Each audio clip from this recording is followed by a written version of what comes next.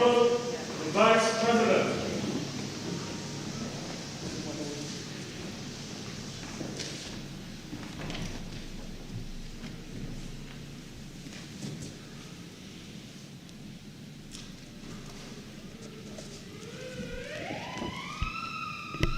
Let us pray. Almighty God, we willingly acknowledge you as the supreme being, most gracious and most merciful. Look down, we beseech you, on us who are members of this Senate, and deign to assist us in the duties that we have to perform on behalf of our beloved country of Trinidad and Tobago. Open our eyes to see the truth and help us to accept it with all its implications into our lives. Direct us, O Lord, in our deliberations so that, setting aside private interests, unwholesome prejudices, and personal affections, we may treat all matters set before us with honesty, courage, and conviction. Through all we say and do in this Senate, may we give glory and honor to your holy name, inspire confidence in our fellow citizens, and make a positive contribution to the peace and prosperity of our nation. Amen.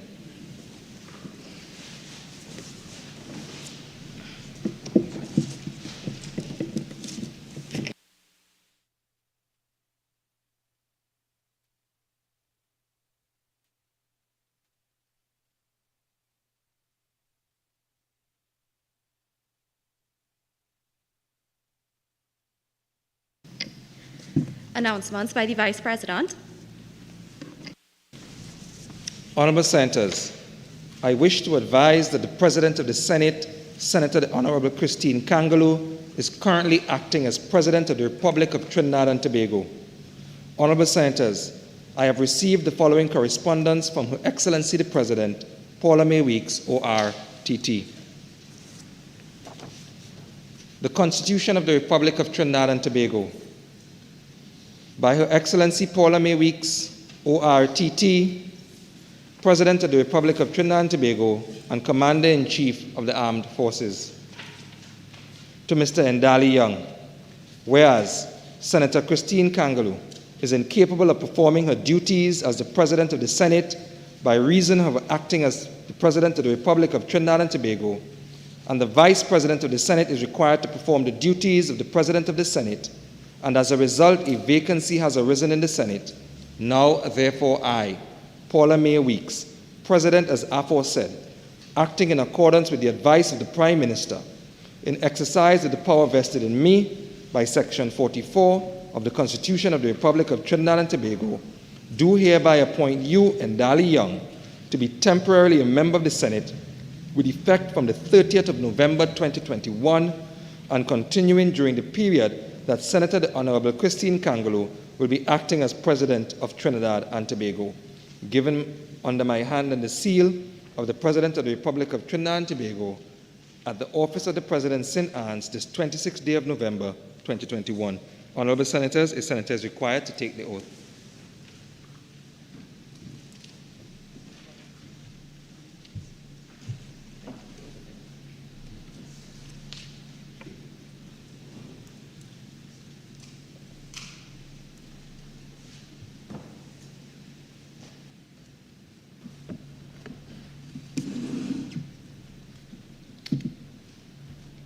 I, Ndali Young, having been appointed a Member of Parliament, do solemnly affirm that I will bear true faith and allegiance to Trinidad and Tobago, will uphold the Constitution and the law, and will conscientiously and impartially discharge the responsibility of the people of Trinidad and Tobago upon which I am about to enter.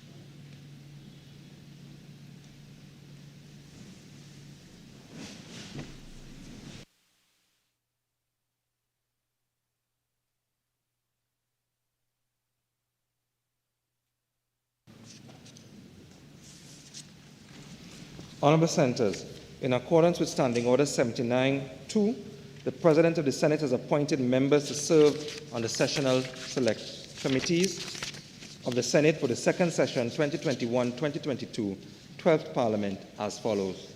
Standing Orders Committee. Ms. Christine Kangaloo, Chairman. Mr. Nigel De Freitas, Member. Mr. Clarence Rambarat, Member. Mr. Wade Mark, Member. And Dr. Varma Dayal Singh, Member. House Committee. Mr. Clarence Rambarat, Chairman. Dr. Amory Brown, Member. Ms. Donna Cox, Member. Ms. Jearlean John, Member. And Dr. Maria Dillon Remy, Member. Committee of Privileges. Ms. Christine Kangaloo, Chairman. Mr. Nigel De Freitas, Member. Mr. Randall Mitchell, Member. Mr. Wade Mark, Member. And Ms. Amrita Dionarine, Member. Statutory Instruments Committee. Ms. Christine Kangaloo, Chairman. Mr. Clarence Rambarat, Member. Mr. Rohan Senanan, Member. Ms. Jayanti Lochmidial, Member. And Mr. Evans Welch, Member. Business Committee. Ms. Christine Kangaloo, Chairman. Mr. Clarence Rambarat, Member. Ms. Paula Gopee-Scoon, Member. Mr. Wade Mark, Member. And Mr. Paul Richards, Member.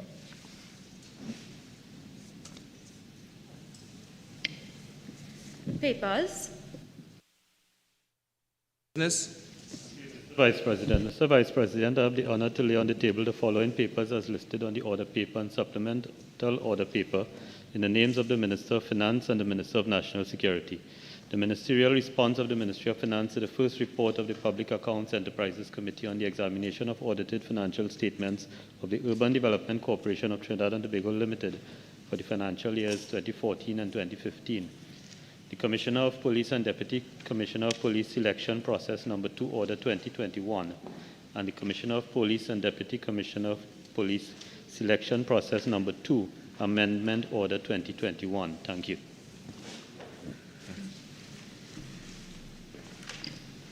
Urgent questions. Honorable Senators, permit me to defer question 1 to a later time, so we'll move on to question 2. Senator Lochmidial. Thank you, Mr. Vice President. To the Minister of Social Development and Family Services, in light of the murder of a prison officer on November 29, 2021 in the company of his 3-year-old daughter, can the Minister advise what interventions will be provided to assist the child in managing the resulting trauma? Minister of Social Development and Family Services. Thank you, Mr. Vice President. The Ministry of Social Development and Family Services Division, will work with the Children's Authority and the Victim and Witness Support Services of the Trinidad and Tobago Police Service to provide the necessary counseling to the family and the child. This, of course, is indeed a traumatic event in the life of any family and the child in particular, and grief counseling is absolutely necessary. And actually a team from the ministry, from the Family Services Division, I will be accompanying the team, will be visiting the family today to provide further assistance to the family. Senator Lochmidial, supplementary. Thank you, Mr. Vice President. Minister, can you state if the ministry has child grief counselors as part of its staff presently, or child trauma counselors? Actually, at this point, any information, any situation with regards to children is now under the Ministry of Gender and Child Affairs, Children's Authority.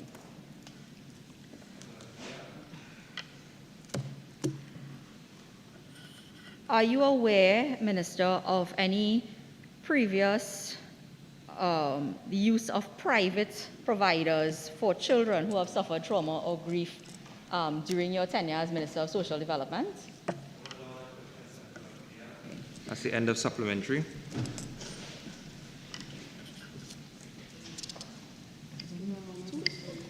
Questions on notice. Questions for oral answer.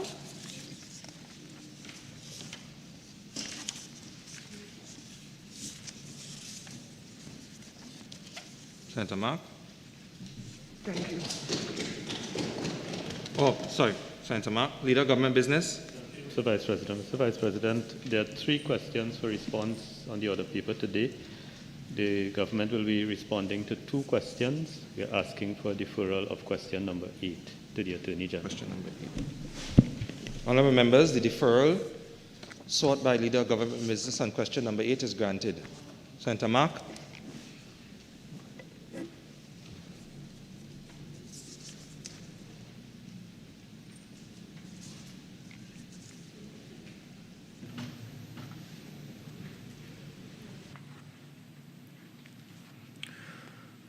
Thank you, Mr. Vice President. Question number 9 to the Minister of Finance. Thank you, Mr. Vice President. The Ministry of Finance has established a broad-based team with the assistance of international financial experts to explore the best available options for the use of the US $644 million in special drawing rights, or SDRs, as they are also called, allocated to this country by the International Monetary Fund.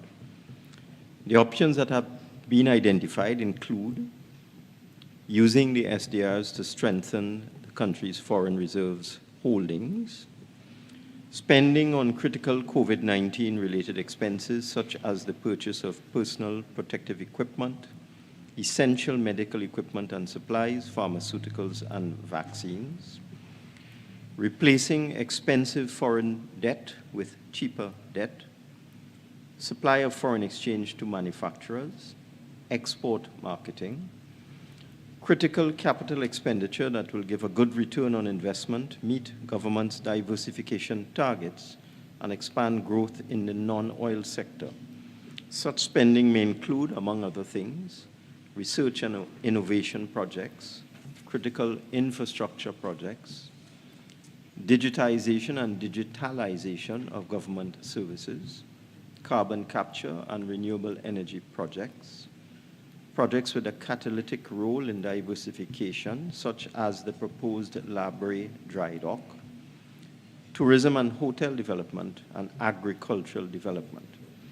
The final decisions will be based on sound economic, social, and financial criteria to ensure that Trinidad and Tobago uses these SDRs in the most efficient and effective manner. Yes, thank you, Mr. Vice President. Can the Honorable Minister advise who are the members making up this broad-based team? Local and foreign experts.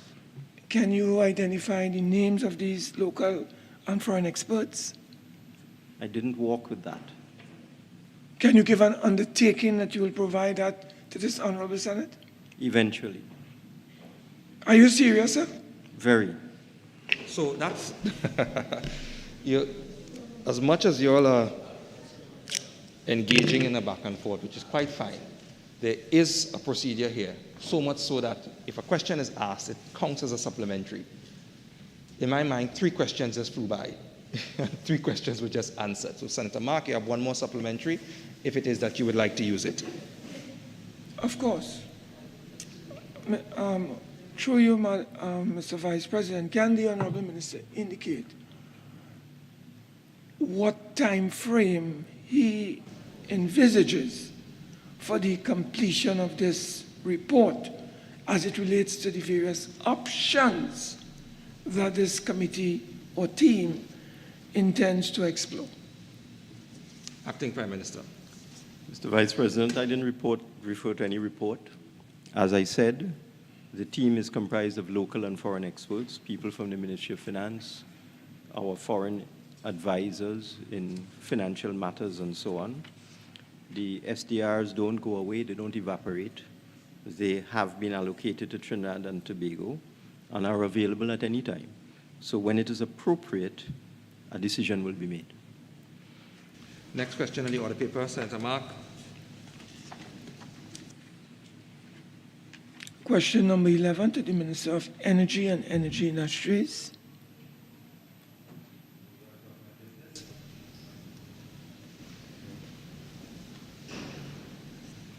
Thank you, Mr. Vice President.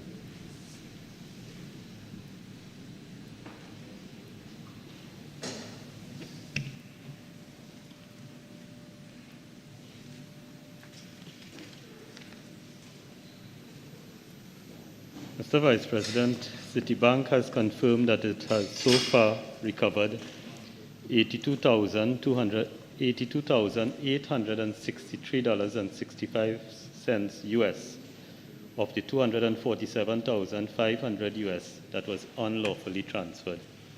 Investigations by the Cyber Crimes Unit and the Fraud Squad are continuing into the matter with the assistance and cooperation of the board and management of the Lake Asphalt of Trinidad and Tobago 1975-78 Limited. The company continues to work with local and international financial institutions to recover the outstanding balance of US $164,636.33. Since then, Mr. Vice President, additional controls have been put in place to prevent a repeat, and the company is confident that all outstanding monies will be recovered and the perpetrators brought to justice. Thank you. Mr. Vice President, can the Minister indicate whether an internal investigation was launched into this particular matter? Mr. Vice President, as I've indicated, the investigations are being conducted by the Cyber Crimes Unit and the Fraud Squad, which are units of the Trinidad and Tobago Police Service, and that is the investigation that is taking place. And in the interim, certain controls have been added to what was in place before to prevent a repeat of this loss of $247,500 US.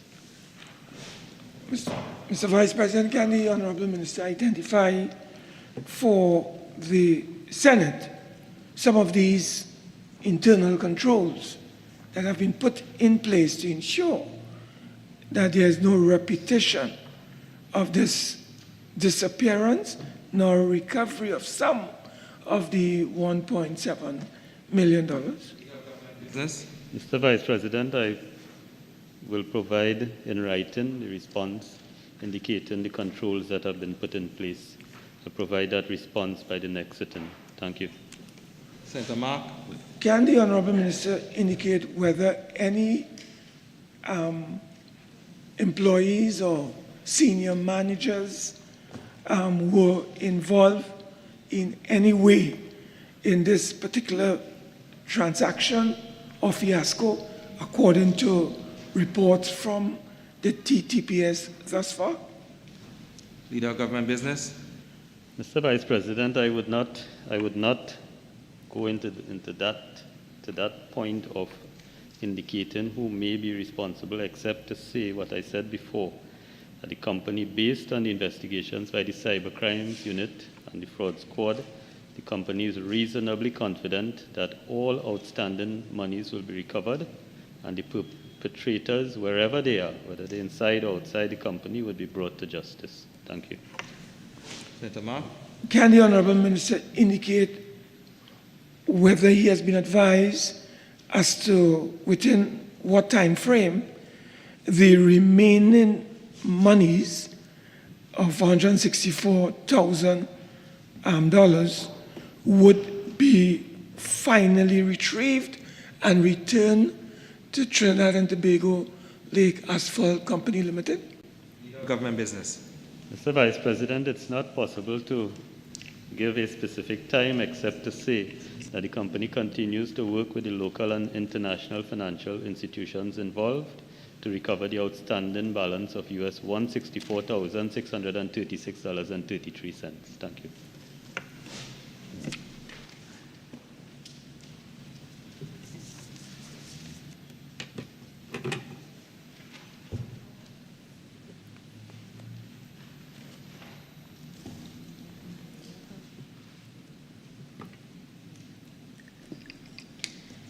Public business, government business, bills of second reading.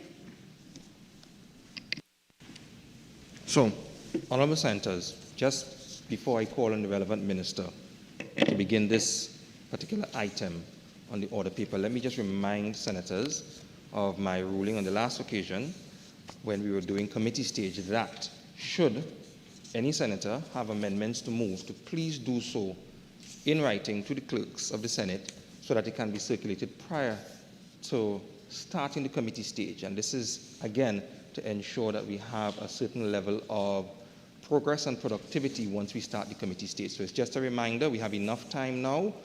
If you have amendments to move, do so prior to the start of committee stage by putting it in writing to the respective clerks so that it can be circulated.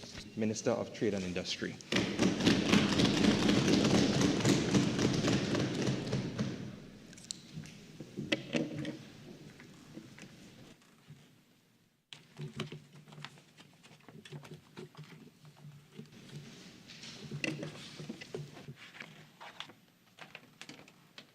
Thank you very much, Mr. Vice President.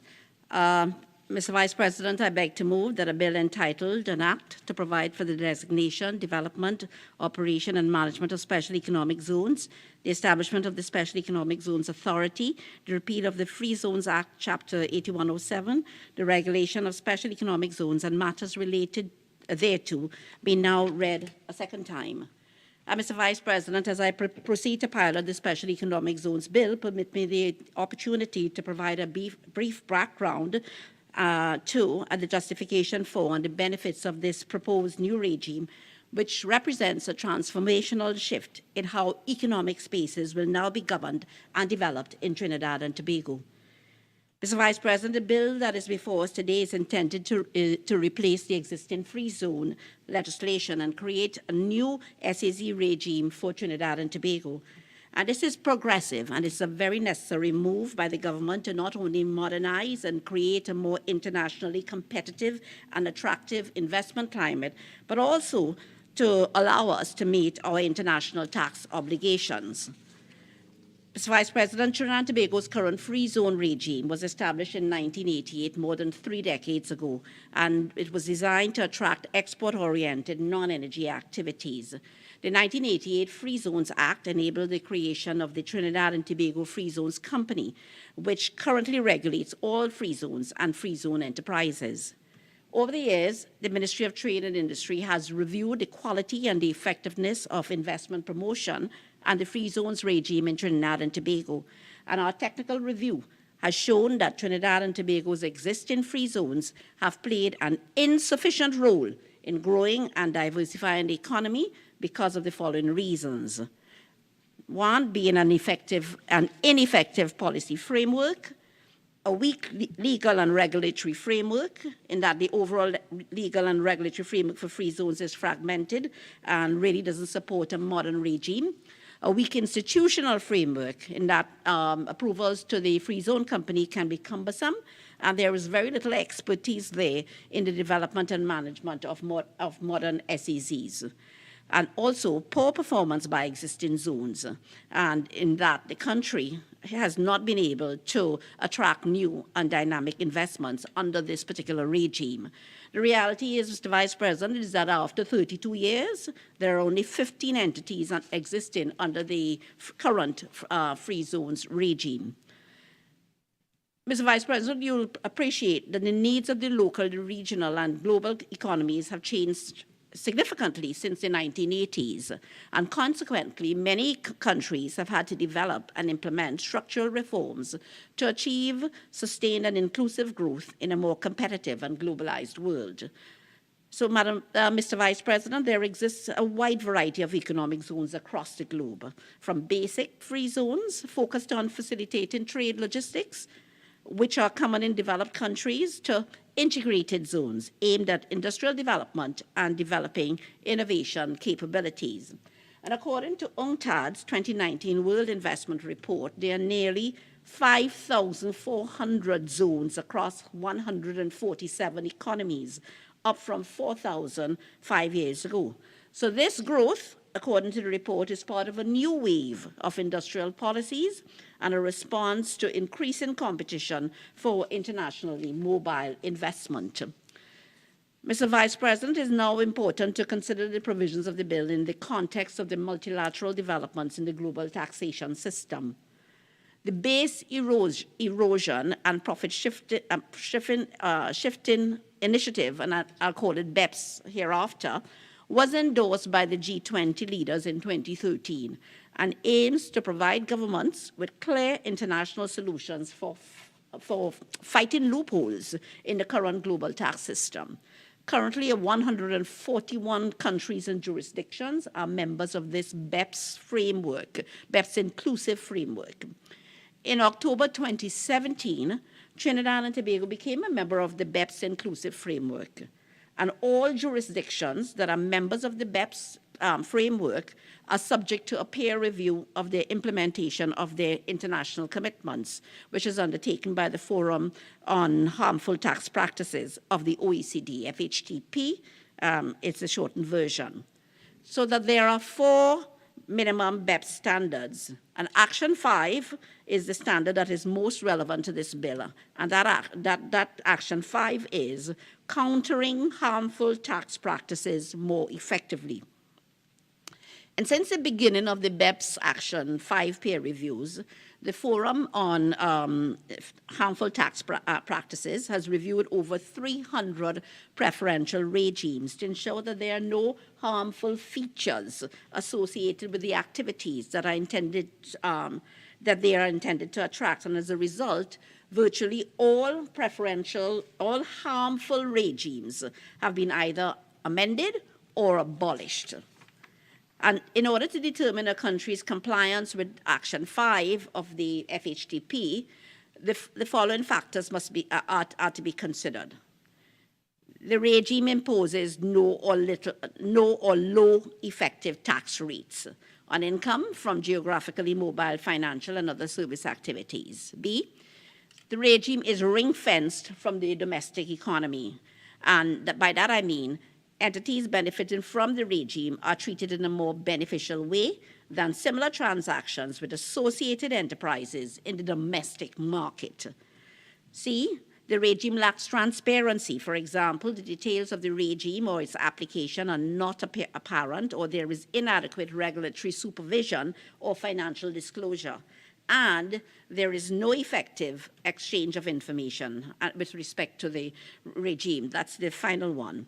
So that, Mr. Vice President, in the last global review by the FHTP in April 2021, Trinidad and Tobago's free zone regime was classified as harmful. And this was primarily due to 2 issues. The ring fencing issue, which I spoke about, ring fencing from the domestic economy. And the second one, the absence of an effective exchange of information framework. Let me speak a little bit about the evolution of the new special economic zones regime, in that in 2015, when the PNM took the reins of government, it was a priority to transform Trinidad and Tobago through a fundamentally new modern economic regime. And the Ministry of Trade and Industry developed a special economic zones policy for Trinidad and Tobago in 2017. And this policy sought to create a modern and innovative framework upon which Trinidad and Tobago could transform its investment climate. So that in July 2017, an information session or consultation was first held with the local private sector on the SEZ policy.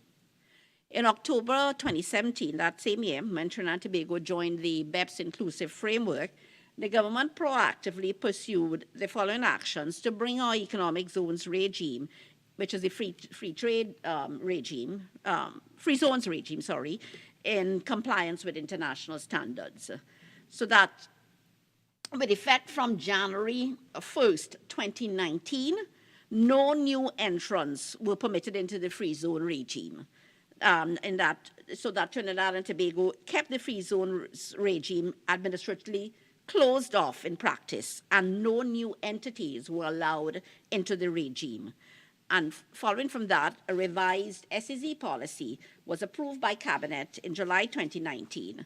And over the period 2019-2021, the draft SEZ legislation was prepared with the necessary stakeholder consultation and taken into consideration regional and international best practice. And that consultation has continued until today, particularly considering the regional and international best practice. To ensure coherence with the OECD BEPS framework, Cabinet in July 2019 approved this revised special economic zones policy for Trinidad and Tobago.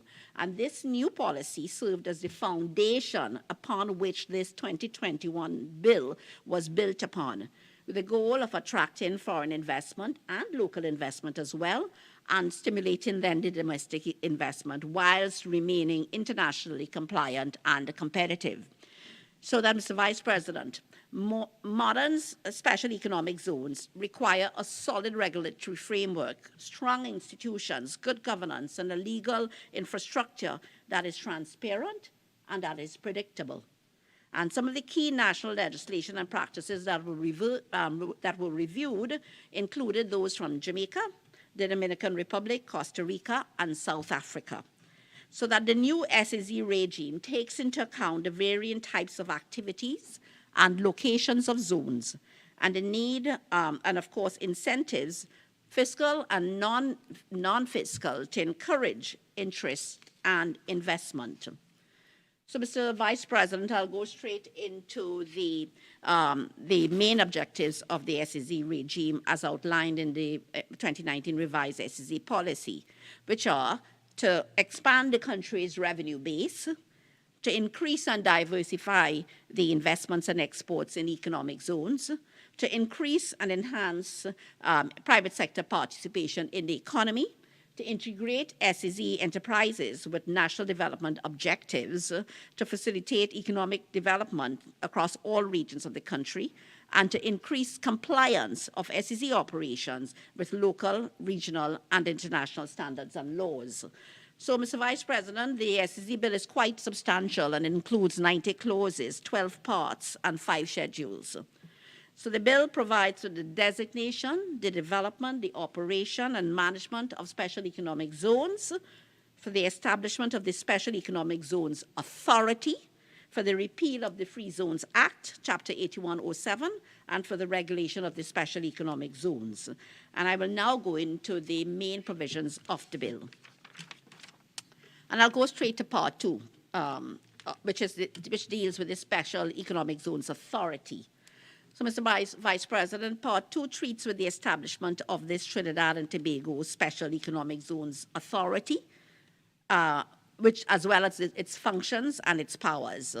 So that the functions of the authority are outlined in Clause 5 of the bill and include the reviewing and assessing applications for operators' licenses, SEZ enterprises licenses, and also single zone enterprises licenses. Also, the function includes regulating and supervising all zones, advising the minister, and this is the minister with whom, who has the responsibility for industry, on matters to support policy formulation relating to zones, and also recommending to the minister the designation of zones. Importantly, the authority must review and assess the performance of all zones and report to the minister on the performance of all such zones, formulate standards and prescribe codes of practice to be observed by operators, SEZ enterprises, and these single zone enterprises, and to facilitate an enabling environment in areas designated as special economic zones. And certainly in working with various stakeholders, ensure that the modern infrastructure that is required to attract foreign direct investment and stimulate domestic investment is in fact developed. And of course, the other responsibility is that the authority must promote economic development in local communities as well, and advance further the diversification of the economy. So those are the imperatives. Now, the responsibilities of the authority are in Clause 5.2. It's set out there. And of course, they're not unique and they're typical of most authorities. And these include the responsibilities for finances, contracting, procurement, human resources, service standards, performance targets, developing a code of conduct for employees, and the operating plan and budget and annual report of the authority. Mr. Vice President, in order to exercise the functions of the authority, Clause 6 vests the authority with certain powers, and I want to bring a number of these powers to your attention and the attention of the Senate. And these include the powers to issue guidelines and directions to operators, SEZ enterprises, and single zone enterprises in respect of the implementation of the legislation. carry out investigations in relation to applicants and licensees in order to verify the accuracy of the information in the application, and the authority can further request additional information or documents from the applicant where necessary. Also, to grant and to set the terms and conditions of licenses, to amend, to vary, to suspend, to revoke these licenses. And one of the functions outlined in Clause 5 is that the authority must regulate and supervise zones, and this speaks to a compliance function for the authority. And accordingly, to carry out this compliance function, the authority has been vested with the power to inspect licensees and zones in order to monitor and ensure compliance with this legislation and compliance of licensees with the terms and conditions of their license. And also, the authority has the ability to take enforcement actions for non-compliance. Also, the authority can take enforcement measures in the event of any non-compliance with or breach of the Act or the terms and conditions of a license. The authority also has the power to establish and maintain registers, public and private, under this legislation. And lastly, in terms of powers, I would note that the authority is invested with such power as is necessary or expedient for the performance of its functions. Turning to the Board of Management of the authority, Mr. Vice President, Part 3 treats with the establishment of the board, the responsibilities, the resignation, removal, absence, and disclosure of interests of its members, committees, immunity, meetings, and quorum. So Clause 7.1 establishes the board which will manage the authority. Mr. Vice President, this board will be comprised of 11 members. And I'll let you know that in the development of this bill, there was much discussion on the composition of the board, as it is the goal of this government to ensure that the board is invested with adequate expertise, technical capabilities, which was an issue under the last regime, and the necessary competency to enable the board to execute its crucial role in generating economic activity for the country. 6 members will be appointed by the minister based on their qualifications and at least 7 years' experience in finance, information technology, economics, business management, engineering, or accounting. 2 members will be attorneys at law, and they are appointed by the Judicial and Legal Service Commission. And the remaining 3 members will be the Chief Executive Officer, who will be ex officio, and a senior officer from the Town and Country Planning Division, bearing in mind these are land matters, and a senior member of the Inland Revenue Division. And let me go to the responsibilities of the board. And we spoke earlier about the responsibilities of the authority. So Clause 8.1 states that the board shall be responsible for carrying out the functions of the authority specified in Clause 5 and shall provide general or specific directions to the Chief Executive Officer with respect to the functions of the authority. And also, the board will have access to any information concerning an individual or other person, whether or not incorporated, which may be obtained by the authority as a result of the functions of the authority. In Clause 8.2, it states that the minister may give to the board such general policy directives in writing with respect to the carrying out of its functions under this Act as he considers necessary or expedient, and the board shall give effect to such directives. Clause 9 treats with resignation, removal, and absence of members. 10 to 13 will deal with measures such as disclosure of interests and so on. Looking at Part 4, the staff of the authority, this part deals with the staff and includes the clauses in respect of the appointment and functions of the Chief Executive Officer, employment of the staff of the authority, establishment of the pension fund, etc., immunity of the Chief Executive Officer and staff. And I don't think it is necessary to go into any further detail because these provisions are very typical of in the establishment of other relevant statutory authorities. Looking at the financial provisions, it's not necessary, again, to detail these because these are the normal financial provisions required to be followed by any authority, including the funds and resources of the authority, the power to borrow and invest, the mandate to keep proper records and accounts, and, of course, accountability of the authority, exemption from taxes, etc. But I want to devote some time to Parts 6 and 7 of the bill. Part 6 includes clauses in respect of the designation of a special economic zone and the types of special economic zones. And there are 6 main types of SEZs envisaged under the bill. A free port, which is a duty-free area, and I'm saying free from VAT and import duties, located at the port of entry, so that's either your airport or your seaport, where imported goods can be unloaded for warehousing, repackaging, or processing of imported goods for value-added activities and logistics services. A free trade zone, which is typical of the free trade zones under the existing regime, and that is a duty-free area that accommodates specific activities targeted for international trade. Industrial park, that's a new zone, and that is a purpose-built industrial estate that leverages domestic and foreign fixed direct investment in value-added manufacturing industries and also in logistics and distribution.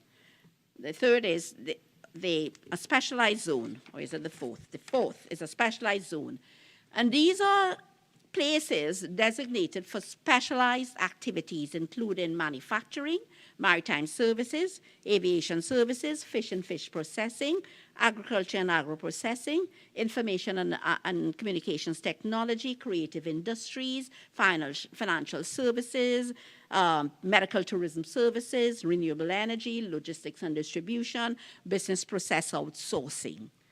The fifth one is what is called the development zone. And that is an area, it refers to a geographic area where activities are focused on this development of that specific geographic region, with emphasis on factors such as employment, skills training, entrepreneurship, and rural development, and overall social and economic development of these particular geographic areas. And this arrangement will promote economic activity equitably in less developed communities. Lastly, the single zone enterprises. And those are the enterprises that will exist outside of a park. And these will be restricted to one business entity engaged in all of the activities which I listed under the specialized zone. So there's no need for me to go there again. And all of these activities are intimately linked to the existing and new economic sectors which the government is targeting to further transform the economy.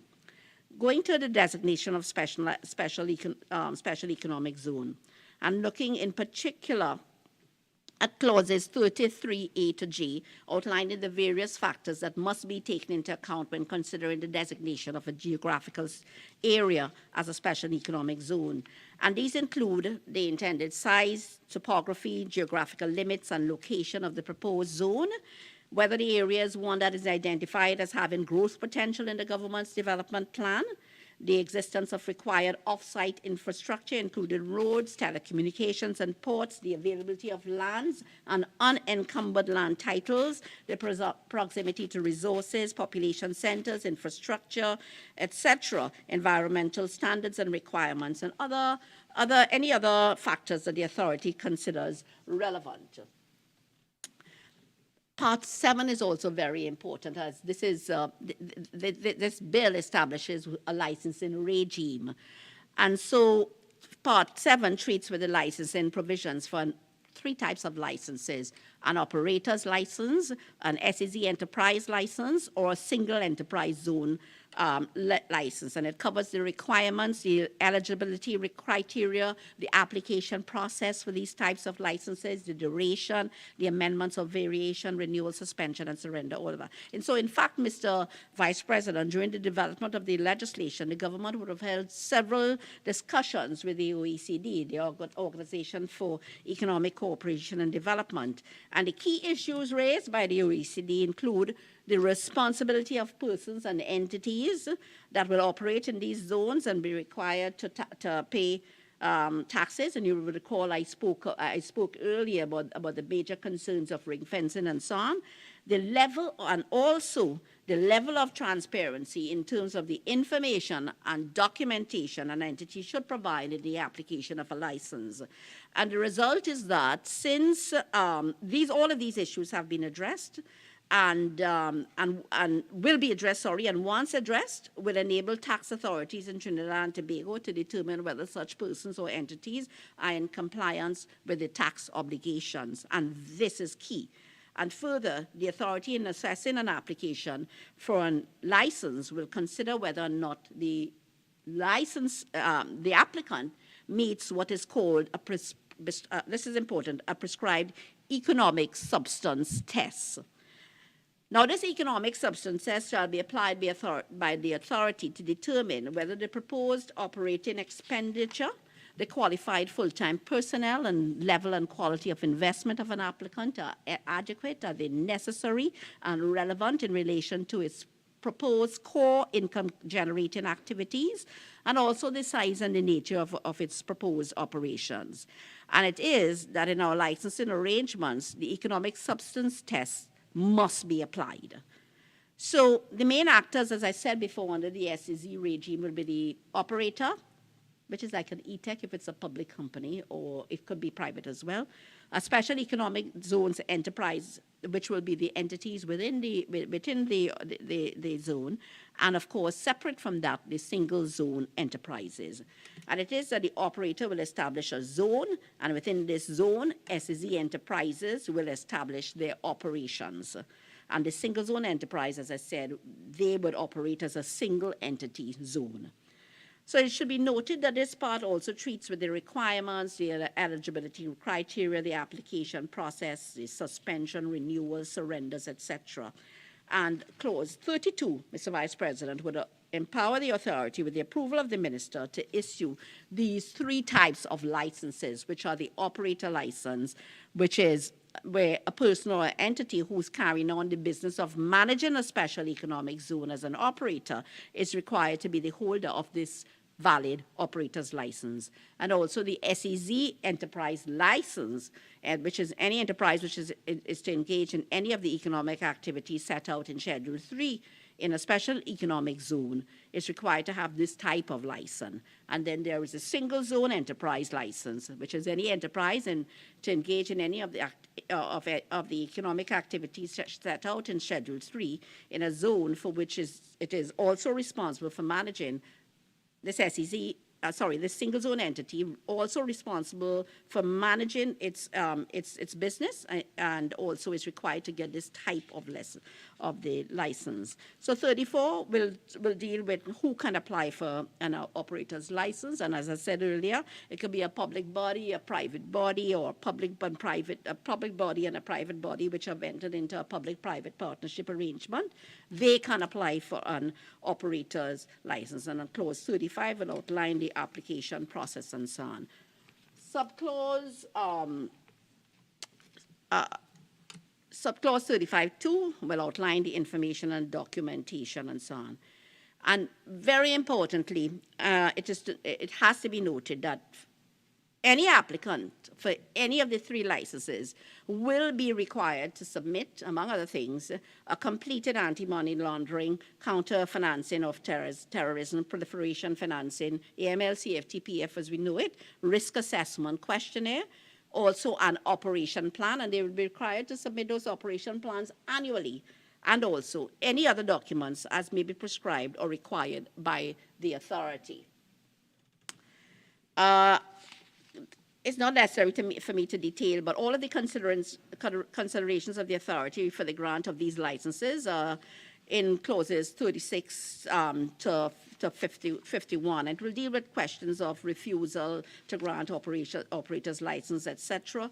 Clause 40 will deal with the obligations of operators, the necessary annual submission of operation plans to the authority by operators, and that is a matter of continuing compliance to submit this operations plan annually, and that clause 42 addresses that.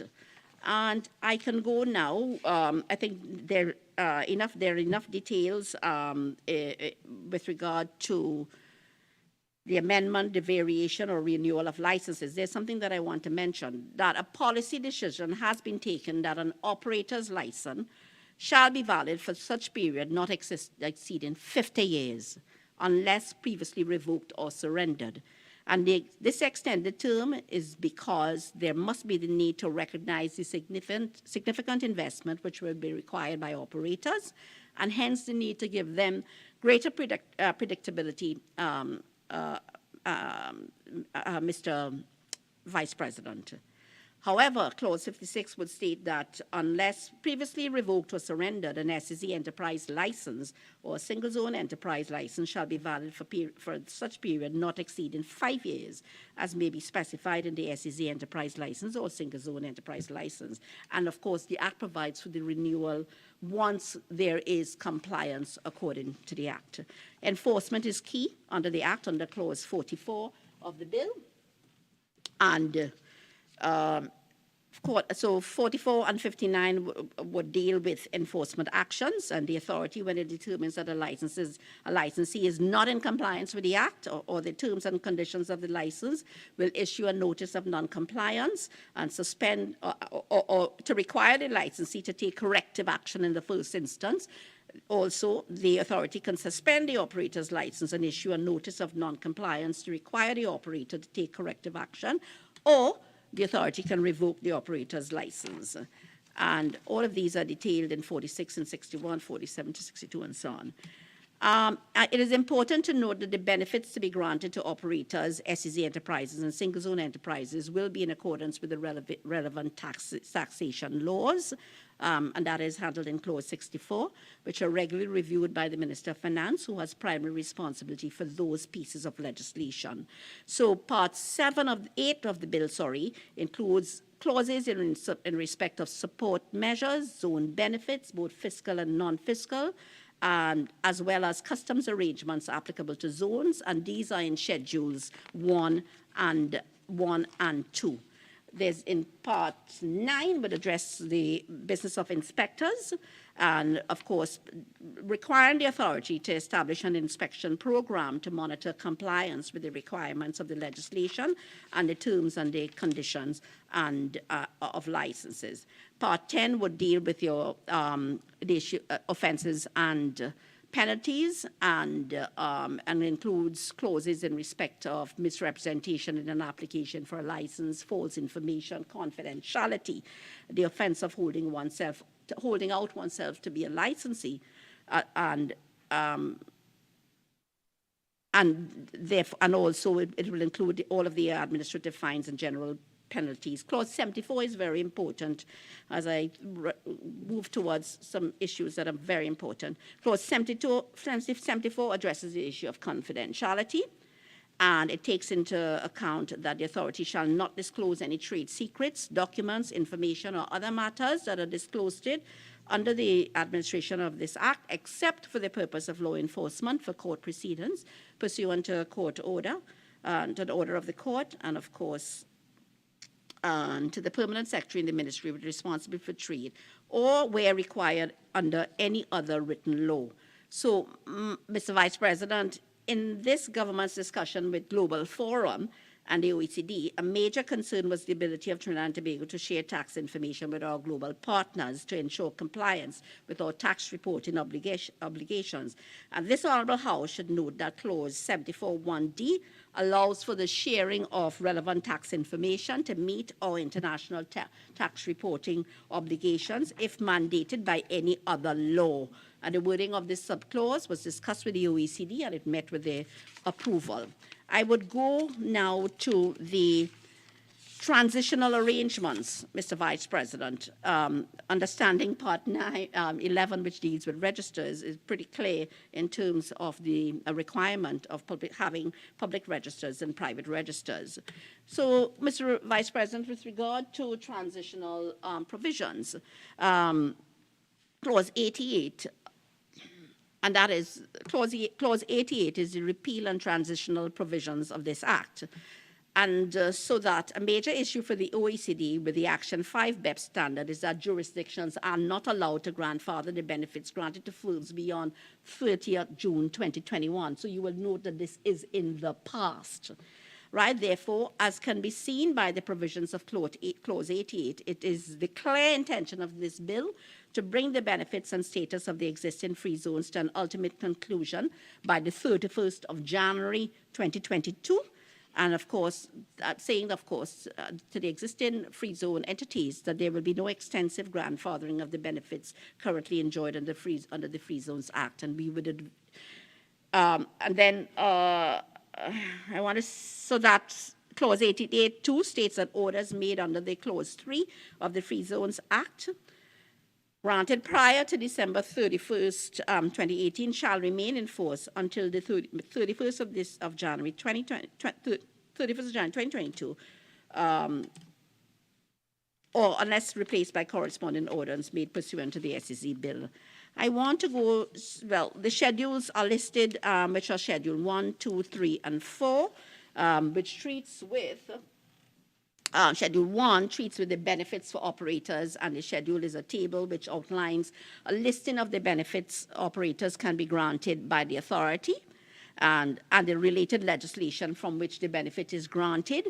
Schedule 2 treats with the benefits for the SEZ enterprises and the single zone enterprises operating in the various types of zones, and of course the related legislation under which the benefit is granted. Schedule 3 would treat with the types of special economic zones, and I spoke to those before, the 6 types of economic zones and the permitted economic activities.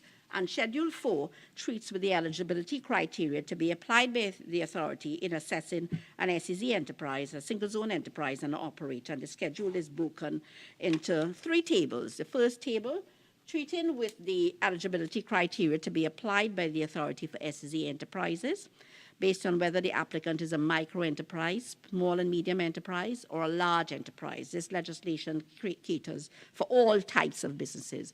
And the second table treats with the eligibility criteria to be applied for the single-zone enterprises, and the third table treats with the eligibility criteria for the operators.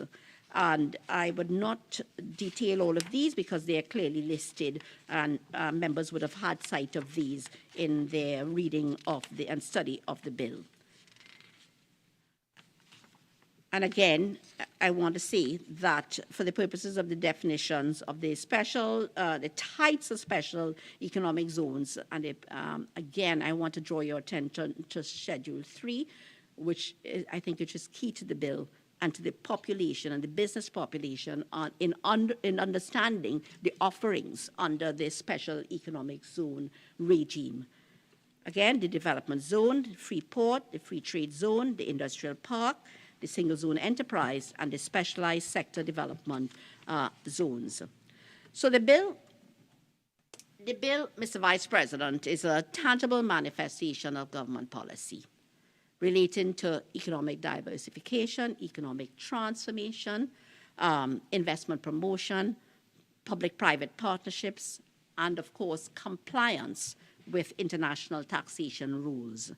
The bill is transformational, as it will alter the manner in which economic spaces are to be developed and managed in the future.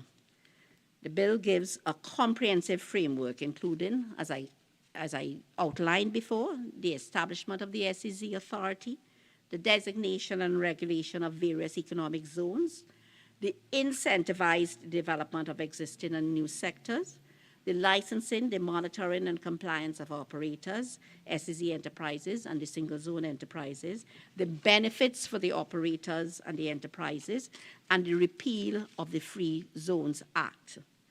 So, looking now at the next steps in the implementation of the SEZ regime. Mr. Vice President, as with the implementation of any legislation and the creation of any new regime or system, there are immediate actions that must be taken in order to implement and operationalize the new SEZ regime. And some of the critical next steps would include the implementation of the SEZ incentive framework in light of a two-pillar solution to address the tax challenges arising from the digitization of the economy, and more specifically, a global minimum corporate income tax. And B, facilitating, again, the existing free zone enterprises that are eligible to transition to the new SEZ regime. Also, in fact, they will be given notice. And C, setting up and operationalizing the SEZ authority, and this has to be done with some level of immediacy. And of course, D, developing the necessary regulations, which I can tell you will be quite detailed, which is to enable the full operationalization of the SEZ Act. So, Mr. Vice President, I can foresee that this debate is going to be a very rich and enlightening one. And I think senators have an understanding of the need for Trinidad and Tobago to implement such measures, which would, again, be aimed at attracting investment and promoting economic diversification and transformation, as I said before, particularly in these times of economic uncertainty. So with that said, Mr. Vice President, I thank you and I beg to move. Honourable Senators, I shall now propose the question for debate. The question is that a bill entitled An Act to Provide for the Designation, Development, Operation and Management of Special Economic Zones, the establishment of the Special Economic Zones Authority, the repeal of the Free Zones Act, Chapter 8107, the regulation of special economic zones, and matters related thereto be now read a second time. Before I call on the first speaker to respond to the Minister of Trade, Honourable Senators, I beg your indulgence to refer to item 8 on the order paper. Urgent questions. Senator Dylan Remy.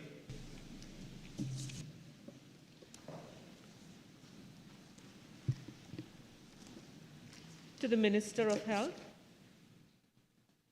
Given that the COVID mortality now includes 4 children, and having regard to the threat posed by the new Omicron variant, what new response strategies are being considered by the government to reduce infection and mortality rates?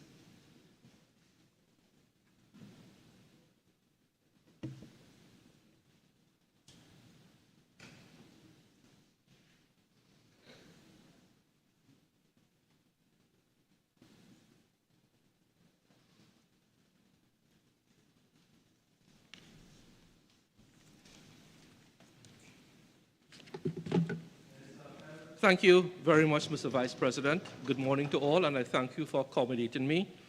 And I thank the Honourable Senator for a very timely question.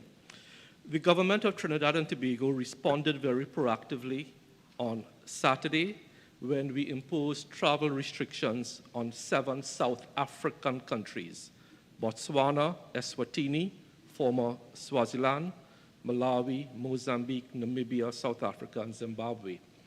This will help slow the entry of the Omicron variant into Trinidad and Tobago. We have engaged Port Health with increased surveillance from all countries reporting the Omicron variant of concern. We have enhanced our gene sequencing capability at UWI and now for the first time at CARFA. This will help us surveil for the Omicron variant. We started our public education for children with MIS-C, especially since 2020, with about 11 news conferences bringing pediatricians to talk to parents about MIS-C, radio interviews, morning shows, and we have continued that public education campaign. On the treatment side, we have increased our capacity of pediatric ICUs for COVID-19 for children, and we have localized it and specialized it at Arima General Hospital, where we have 8 pediatric ICUs. So you have a team dedicated to pediatric ICU care. The pending procurement of antiviral and antibody medications with suppliers, we hope that will come in, which will be a game changer for the way we deal with COVID-19. Yesterday, we announced, dealing very proactively, the startup in 1 or 2 weeks with a booster program for children 12 to 18 who have already received their first shot of the Pfizer vaccines. And we are currently in talks with all the vaccine manufacturers to procure vaccines for the 5 to 11 age group. We have been working diligently behind the scenes. These are all the measures we have been taking, and we started yesterday again with the booster program, measures up to yesterday, and we continue to ask parents to adhere for the 3 Ws and vaccination. And we urge parents of children, because we had one sad case, Mr. Deputy Speaker, and it's in the public domain, so I'm not breaching any confidentiality, where parents of one child who passed waited 3 days and kept their child at home. And that death possibly could have Minister, been avoided. time Thank is you up. very much. Senator Remy, you have any supplemental questions? Yes, Mr. Vice President. Minister, notwithstanding the good work that has been done by the government so far, I am just asking whether you'll consider activating a multi-sectorial team.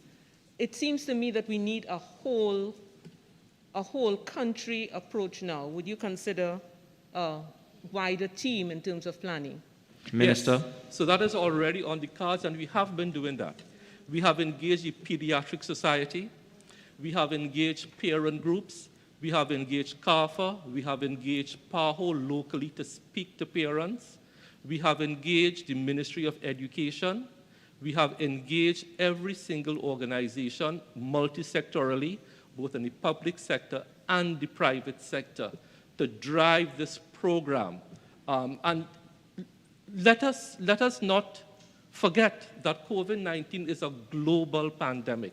I think sometimes we tend to think it is only in Trinidad and Tobago. It is a global pandemic where you have a global community that is only 40% fully vaccinated. Some countries as low as 10%, 2%. We're at 46%. Decent, but simply not good enough. And until we get more vaccines into more people, so for instance, the 12 to 18 age group, of 90,000, only 54,000 have received their first shot. Only 48,000 have received their second shot. And there's a high degree of vaccine hesitancy among parents of children. And we keep talking to them, whole of society, whole of government approach, to encourage them to get their children vaccinated. Thank you very much, Honorable Senator.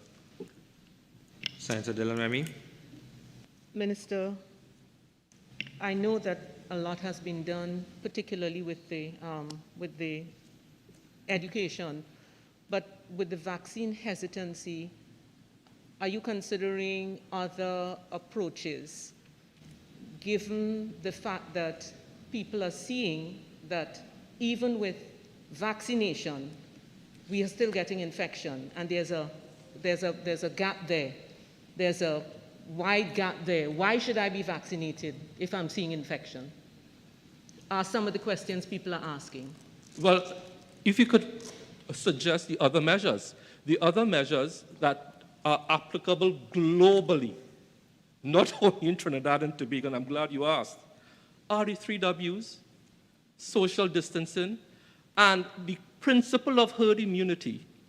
Right now, we can't vaccinate those 5 to 11. So the principle of herd immunity, as you know, is as much of the herd that is vaccinatable, which is 1.1 million of the population, 1 million 18 and over, and 100,000 between 12 and 18. They have to get vaccinated to protect those who are unvaccinatable at this time, which is babies and children 0 to 11.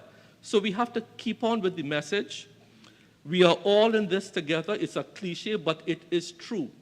And we have to fight things like vaccine inequity around the world, because no one is safe until all of us are safe around the world and in the Caribbean.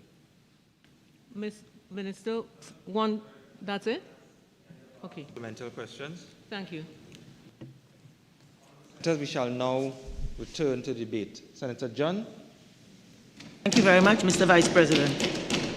I really thank you for this opportunity to join in this debate on the bill before us, an act to provide for the designation, development, operation, and management of special economic zones, the establishment of the Special Economic Zones Authority, and the repeal of the Free Zones Act, Chapter 8107. Mr. Vice President, I had hoped that the Honourable Minister of Trade and Industry would have come this morning and indicate and assure the country on exactly how this authority, which they are setting up, would have achieved some kind of objective for this country, Trinidad and Tobago, because this is not our first time in this particular business. I mean, we are changing the name, but it is basically the same thing, the Honourable Minister said, with enhanced regulations and oversight, because we are signatories to various international treaties, so we have a burden of compliance. Mr. Vice President, this bill before us is ready to clear the way, and it will act as to clear the way for a successor company, which is an authority, the Special Economic Zone Authority. But existing, I think the Minister indicated that it has been shuttered for a few years, is the Trinidad and Tobago Free Trade Zone Company Limited, which was established under the Free Trade Zone Act of 1988. So we have been in this business for 33 years, Mr. Vice President. I took the opportunity to see where we are, because I believe that if we have to know, it's not a green field, we have been here before. So basically we must take our time to conduct a gap analysis. And really that is what I felt would have been very helpful to the citizens of Trinidad and Tobago, maybe to local investors, perhaps to international investors, because this is a very competitive and aggressive business, and I don't think I heard that at all from the Honourable Minister. The program, Mr. Vice President, had been administered in this country for the last 33 years or so. So we have been literally first to this, to market in a sense. You know, when we look at models of this free trade zone, whatever you want to call them, they have different permutation, but they basically are set up to do the same thing. We have been there very, very early, and in my presentation, I have one or two of those that would have done well. And based on what the Minister said today, it is given every indication that what had existed here, what exists here, has not done well at all. Because just in looking at the website, because any investor, whether local or international, will look at what is the website telling me. Okay, I have choices. These entities, we have choices across 135 or 140 countries. And now you're talking about 5,000 of these entities set up across the length and breadth of the globe. But yet we only have, I think, 18, I'm hearing, sometimes 20. Why is it that Trinidad and Tobago, who has been in this business for 33 years, literally had to close their business down? And in looking at the website, it really doesn't have, it's like it is a shared space, as it were, and has little or nothing in it. And I, Mr. Vice President, will advise the Minister, if she'll take it, is really they have to look at how they are marketing these spaces, because there is nothing, whether it is the Free Trade Zone Company, or it is the Invest TT, or the TT, IFC, or whatever it is, they all are very poor in terms of the marketing. And I went through, and I'm seeing, and this has to do with even the ease of doing business, just in going into that website to see what do I need to do to set up in Trinidad and Tobago. They are telling you you can obtain additional information at the TTFC, Trinidad and Tobago Free Zones Company Limited, on Albion Court, 2nd floor, Dundonald Street. But then there are some related services that are contingent to this setting up, like applying for import duty concession. You now have to go to the Ministry of Trade at the TTME building in Barataria. The business project management services that has been offered. When you click, you see the requested content is no longer available. The same for business research and development facility, no longer available, and I don't know if there's anybody to give you any information. Maybe it's not available on the site, but one does not know if it's available elsewhere. The business development company trade portal, no longer available. And the Trinidad and Tobago Bureau of Standards is in Trinity Industrial Estate, Macoya. Right away, Mr. Vice President, you get the idea of what is happening there, which is not in the interest of anything that the minister is proposing to do or to set up or to establish in terms of this authority. I mean, the minister basically just read the bill, which is, that is before us, but there was nothing else that was really forthcoming. The minister had said, Mr. Vice President, that the country has not attracted many companies, and this is after 33 years, and one has to ask why. And I don't think, Mr. Vice President, in the presentation this morning, we got a sense of why. And to move forward in terms of establishing an entire authority, which means additional costs, big cost, because a board of about 11 persons or more, and then you have an administrative structure to go with that. So there is a cost attached to that, a significant cost. But the country has not attracted many companies, and one has to ask why. You know, what is our mandate? What is our business plan? What are the objectives? And again, the minister said, I think 15 entities existing after 32 years, well, right? And she mentioned the the Honourable Minister mentioned the 147 economies. This is a very, very competitive market, Mr. Vice President. The people are looking for spaces where they can go and set up their business with preferential treatment and arrangement and so on, because entrepreneurs are in business to maximize profit. So wherever they can get the best preferential arrangements, they are going to go there. And I've looked even in the schedule, and I'm not sure in terms of, it's very sketchy. All of these things are left up to the minister, who is all pervasive within the context of this new authority. But, Mr. Vice President, I don't think it's particularly the establishment of it's the diversification and all of these, the private sector participation and the enhanced, well, of course, the enhanced regulatory framework. Probably it is more like that, because what I think is coming out more than anything else, it's really basically this bill, the urgency, it's a sort of misnomer, because there is a policy document which was written in 2017, I think one in 2019, and there's now a sense of urgency because, and I'm putting it to the minister through you, Mr. Vice President, that this basically is just a tick a box based on the requirements of international treaties to which we are signatories, and our current status is now non-compliance. Mr. Vice President, again, this government, to me, has missed an opportunity to be transparent, to really read the room, to give hope, and to shine a light, to appear serious, to act serious in the interest of the people. Because the Special Economic Zones Act is meant to replace this Free Zone Act, and I would have, in my preamble, would have indicated that and based on what the minister also had said, that this is doing little or nothing for the country. So the understanding, it's in the policy, this whole policy is in response to the requirements of the Global Forum to ensure that tax evasion, and the Honourable Minister spoke about BEF, which really is multinational taking advantage of mismatch in tax policies within countries, etc. And they want to close this loophole.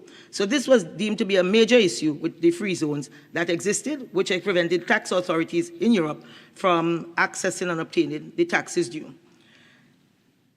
Mr. Vice President, the rationale used for advancing special economic zones in the Trinidad and Tobago policy has been modernization, amongst other things. And whilst we note that the same policy is speaking to adherence to the Global Forum requirements, it speaks also to the blacklisting of Trinidad and Tobago as a destination by the Global Forum and served as a condition precedent to the legislative amendment made to comply with FATF and CFATF of this government. And just as recent, I think as October, there was what they call the outcome of proceedings in the Council of European Union on the 5th of October 2021, and Trinidad and Tobago is listed, and it says, Mr. Vice President, Trinidad and Tobago does not apply any automatic exchange of financial information, does not have a rating of at least largely compliant by the Global Forum on transparency and exchange of information for tax purposes, for exchange of information on requests, has not signed and ratified the OECD Multilateral Convention on Mutual Administrative Assistance, as amended, has harmful preferential tax regimes, and has not resolved these issues as yet. And, Mr. Vice President, I would have seen where the Honourable Minister of Foreign Affairs saw at some point, I think it was in April of this year, in response, maybe he was giving a speech, the Minister of Foreign Affairs had blamed, based on a Newsday article of Thursday, 29th of April, they said he, meaning the Honourable Minister of Foreign Affairs, he blamed the situation on the previous government's alleged failure in 2010 to 2015 to address the Global Forum peer reviews and resultant requirements. But there was an editorial, Mr. Vice President, on the same Newsday subsequently, Monday, 3rd May, I just wanted to get this out of the way. On Tuesday, Foreign Affairs Minister Dr. Amy Brown announced that Trinidad and Tobago was making progress towards being removed from the European Union blacklist of countries, but this was in May. We are now in November, and this is still the current situation. And Dr. Brown described the situation as having some adverse impact on financial and trading relations with the EU countries. And by October 20, the consequences of the blacklisting are in fact significant. By November 2018, the banking community was feeling the pinch of non-compliance. So this article is in 2021.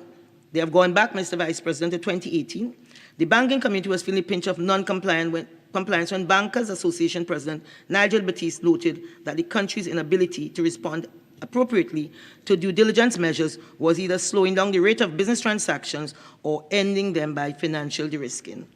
It increasingly fell to domestic commercial banks to demonstrate a commitment to meeting international standards for compliance and establish procedures mandating control. So it means, Mr. Vice President, because our regulatory framework, our legislative framework was not up to date, our local banks were feeling the pinch and they were running the risk of being delisted or maybe of paying higher rates for doing business such as maybe probably wire transfers, etc.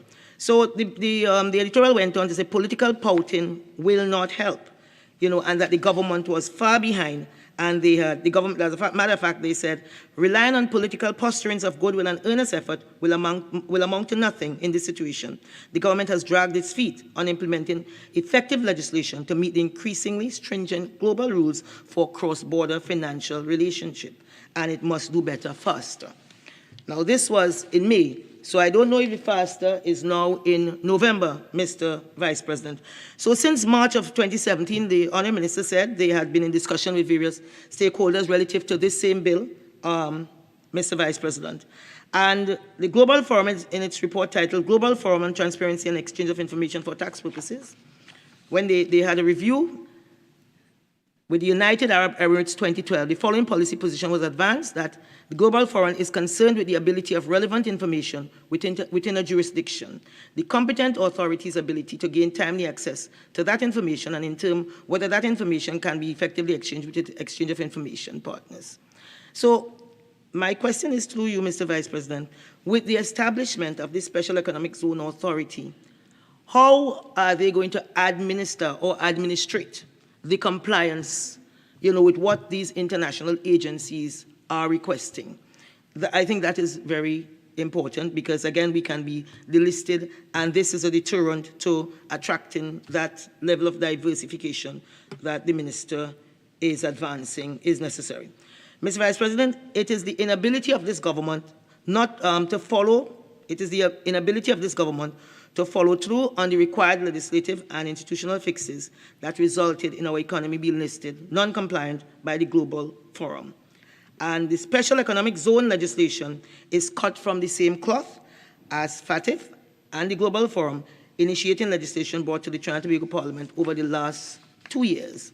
And what we are asking is whether in trying to be compliant, because unfortunately two things have not achieved the boosting of the economic activity and listing of Trinidad and Tobago as compliant. So I am asking through you, Mr. Vice President, whether in some of these compliance, I'm not saying don't comply because we're in a global economy, what are the advantages and how is this impacting negatively or positively on Trinidad and Tobago? How are we attracting direct foreign investment whilst we adhere to all of these measures?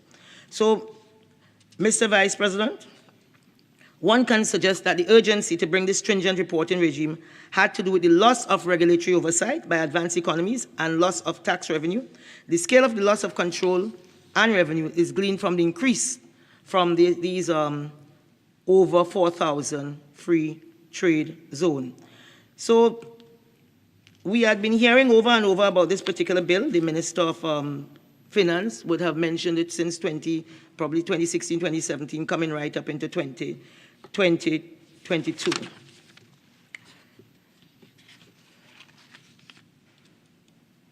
Mr. Vice President, the Minister, I think, glossed over the administration of this authority. And the Trinidad and Tobago, what exists in terms of this free trade zone company is a centralized organization.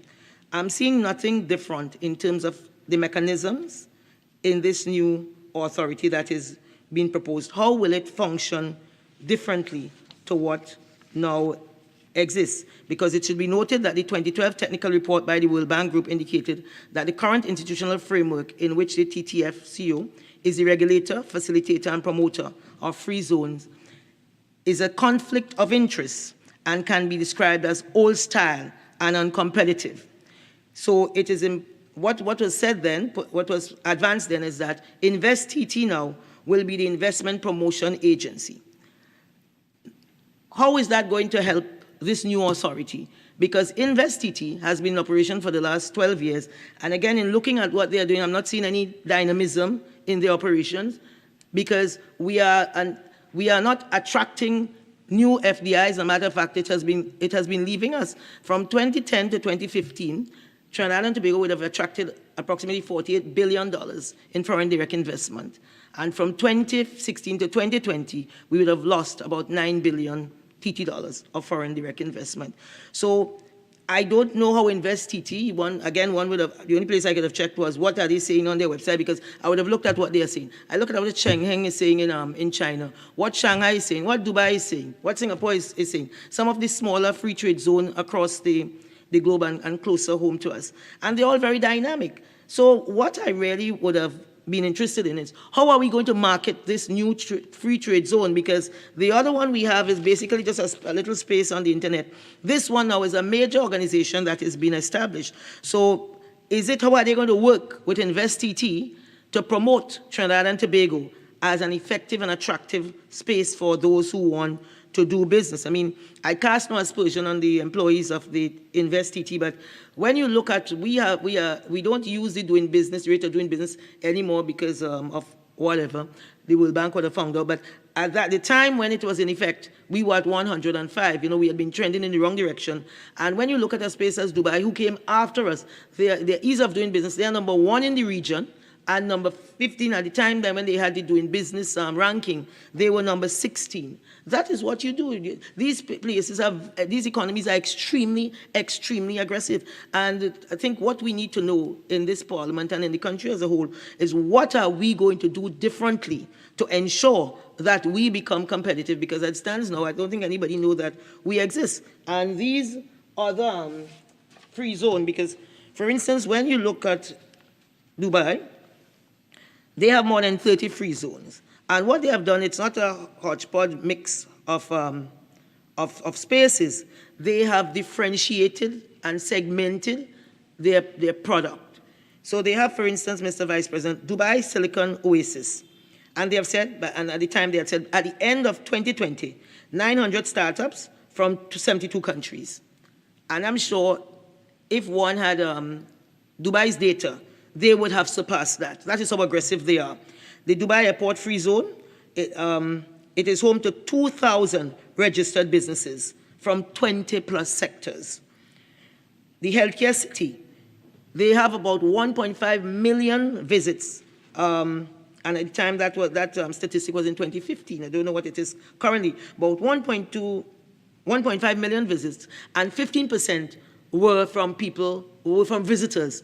So think about that kind of statistic. In addition, they have 4,000 licensed medical professionals, and I think over 120 medical facilities. That's our competition.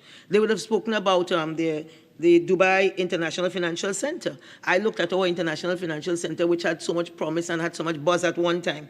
And now all you see on the site, you see the budget of the Minister of Finance. I don't know if that's an investment document. And then you are seeing where they're now into something called fintech, and which really is about, in a nutshell, the digitalization of your transactions, how you do business. But today, on the 30th, if the elderly, they receive their old age pension, you'll see them line up outside in the hot sun at every bank in Trinidad and Tobago. So I don't know. These are the low-hanging fruits. Where we could have money deposited by direct deposit into the our pensioners' account or whatever, whether you're going to give them a debit card or something. People in far-flung areas in Africa are using their mobile phone. Everybody in Trinidad and Tobago more or less have a mobile phone. They mustn't just be only doing Facebook confusion. You know, these are things that we can do, but people need to have confidence in the system. Our system of transactions is very paper-based. And now this fintech is saying they want to take it and get onto a digital platform. But where are they going to start? Let us start with the old people that are outside the banks right now in the hot sun. So, Mr. Vice President, you know, what I'm saying is that we are not being practical. We come and we do the legislation, we write nice policy documents, but it is very, very difficult to believe that anything is going to happen. Because every single day that we are sitting down and we are waiting, there are others who are leveraging and taking advantage of what the world has to offer.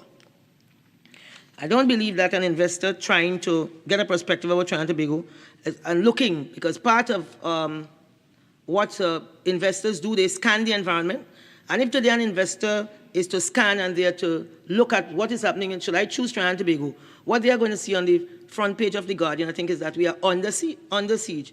Crime is a big issue amongst other issues that we have. I mean, it's not all doom and gloom. We have people who are very enthusiastic, or people can be very hardworking if they are motivated. But one is not seeing how we are going to move forward from where we are based on what is before us. So, Mr. Vice President, some countries have done exceptionally well in terms of promoting and diversifying exports and creating jobs. And in the ministry's own policy document, they would have referenced some of the African nations. The Honourable Minister did speak about looking at the South African model, but they have models such as Madagascar and Ghana and Mauritius, and they would have developed schemes that are quite successful, and their exports are very robust, and they are earning foreign exchange. But with respect to our own performance here between 2009 and 2013, there's been a great decline, whether it is in the value and quantity of our exports, whether it is the number of persons employed. You know, for instance, in 2009, we had 2,625 persons employed within this free zone space, and by 2013, we had 999. So I'm hoping that the minister, in wrapping up, will say what is the level of arrangement which the government will engage in, and her ministry in particular, who will be at the forefront of this, this initiative. How are they going to get us noticed, as it were? Because so far, whatever it appears the government has gone out to do, whether it is in the tourism product or agricultural product, maritime product, we are really not seeing anything that is bearing fruit in those areas. Mr. Vice President, the Honourable Minister spoke about the staffing of the authority. And in clause 14 of the bill, 14.1, the staff of the authority, the board shall, with the approval of the minister, appoint a chief executive for a term not exceeding 5 years. And the Honourable Minister did speak about that. But I want to know, why does the board, with the approval of the minister, have to appoint the CEO? What is the minister doing in that appointment? I mean, it is clear, if it is, whether it is the HR department or you hire a firm, you go transparently, Mr. Vice President, and you do whatever HR practitioners do, and you shortlist. The shortlist now, because of the level of the job, the board will have to probably conduct an interview or two. I don't see why the minister has to come into this. I think the minister is too involved in the operations of this organization. Because you see, Mr. Vice President, China, which is a much larger country, but we can look at the principle. They started around the same time that we started. And basically, at that time, their leader, I think then Xiaoping, I think his name, they credited China at that time with having a pragmatic approach. What that meant, they put down the fundamentals, they put down the framework, and then they allow the thing to work transparently. Imagine in China now coming out of their reforms And in Trinidad and Tobago, and supposedly open economy, we have a minister who have to say who is the CEO that is being appointed. So at the time, what the leader said at the time, he said, if we increase production, it doesn't matter whether operations are run privately, it doesn't matter whether it is a black cat or a white cat, as long as the cat catches mouse. So I don't know why the minister wants to know if it's a black cat or a white cat, so as long as the cat catches mouse. You know, allow the board to do their job and don't go and get involved in this way in the people's, in the general operation of the organization. And today, this the first free trade zone, which was in Shenzhen. And when you go and you see these places, these are real powerhouses that were nothing, little fishing ports just 30 years ago. And now they're saying Shenzhen grew exponentially. And the GDP per capita in 2019 now is $381 billion US. They didn't leave it unregulated. I looked at all the regulatory framework, and everywhere I'm seeing China there because they are trading with the world, so they must comply also. And there they are, in this kind of reformist system. They allow their sector to be regulated, to put in the framework, to ensure that it has water and connectivity and bright people and crime-free, literally.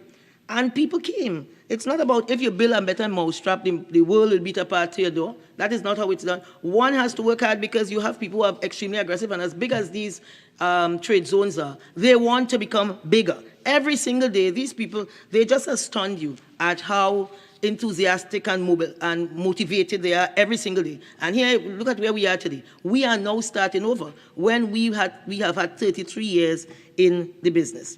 The other thing, Mr. Vice President, in clause 19 of the bill, the chief executive officer or an employee or any person in the service of the authority shall not be held personally liable for anything done or omitted in the discharge or purported discharge of the functions of the authority unless it is shown that the act or omission was a result of gross negligence or done in bad faith or something. Now, Mr. Vice President, who decides on this? Whether it is gross negligence or is the minister going to play, who is going to play Santa Claus to say who is naughty or nice?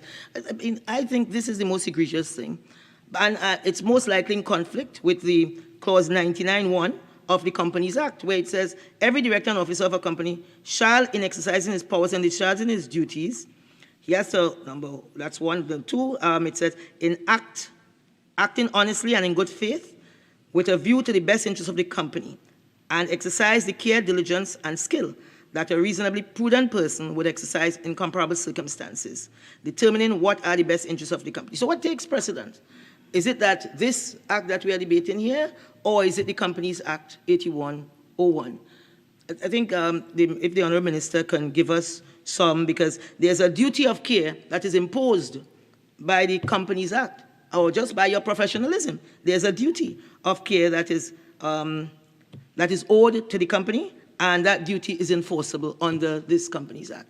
So I think this is very, very troubling, that I don't know what is this government's obsession with granting immunity, but this really, I think the minister in speaking about this said this is normal. I don't know if I'll be happy to see where this is normal, that you're hiring a chief executive officer also, and you are saying, well, you could do what you want, because we will decide whether it is gross negligence or not.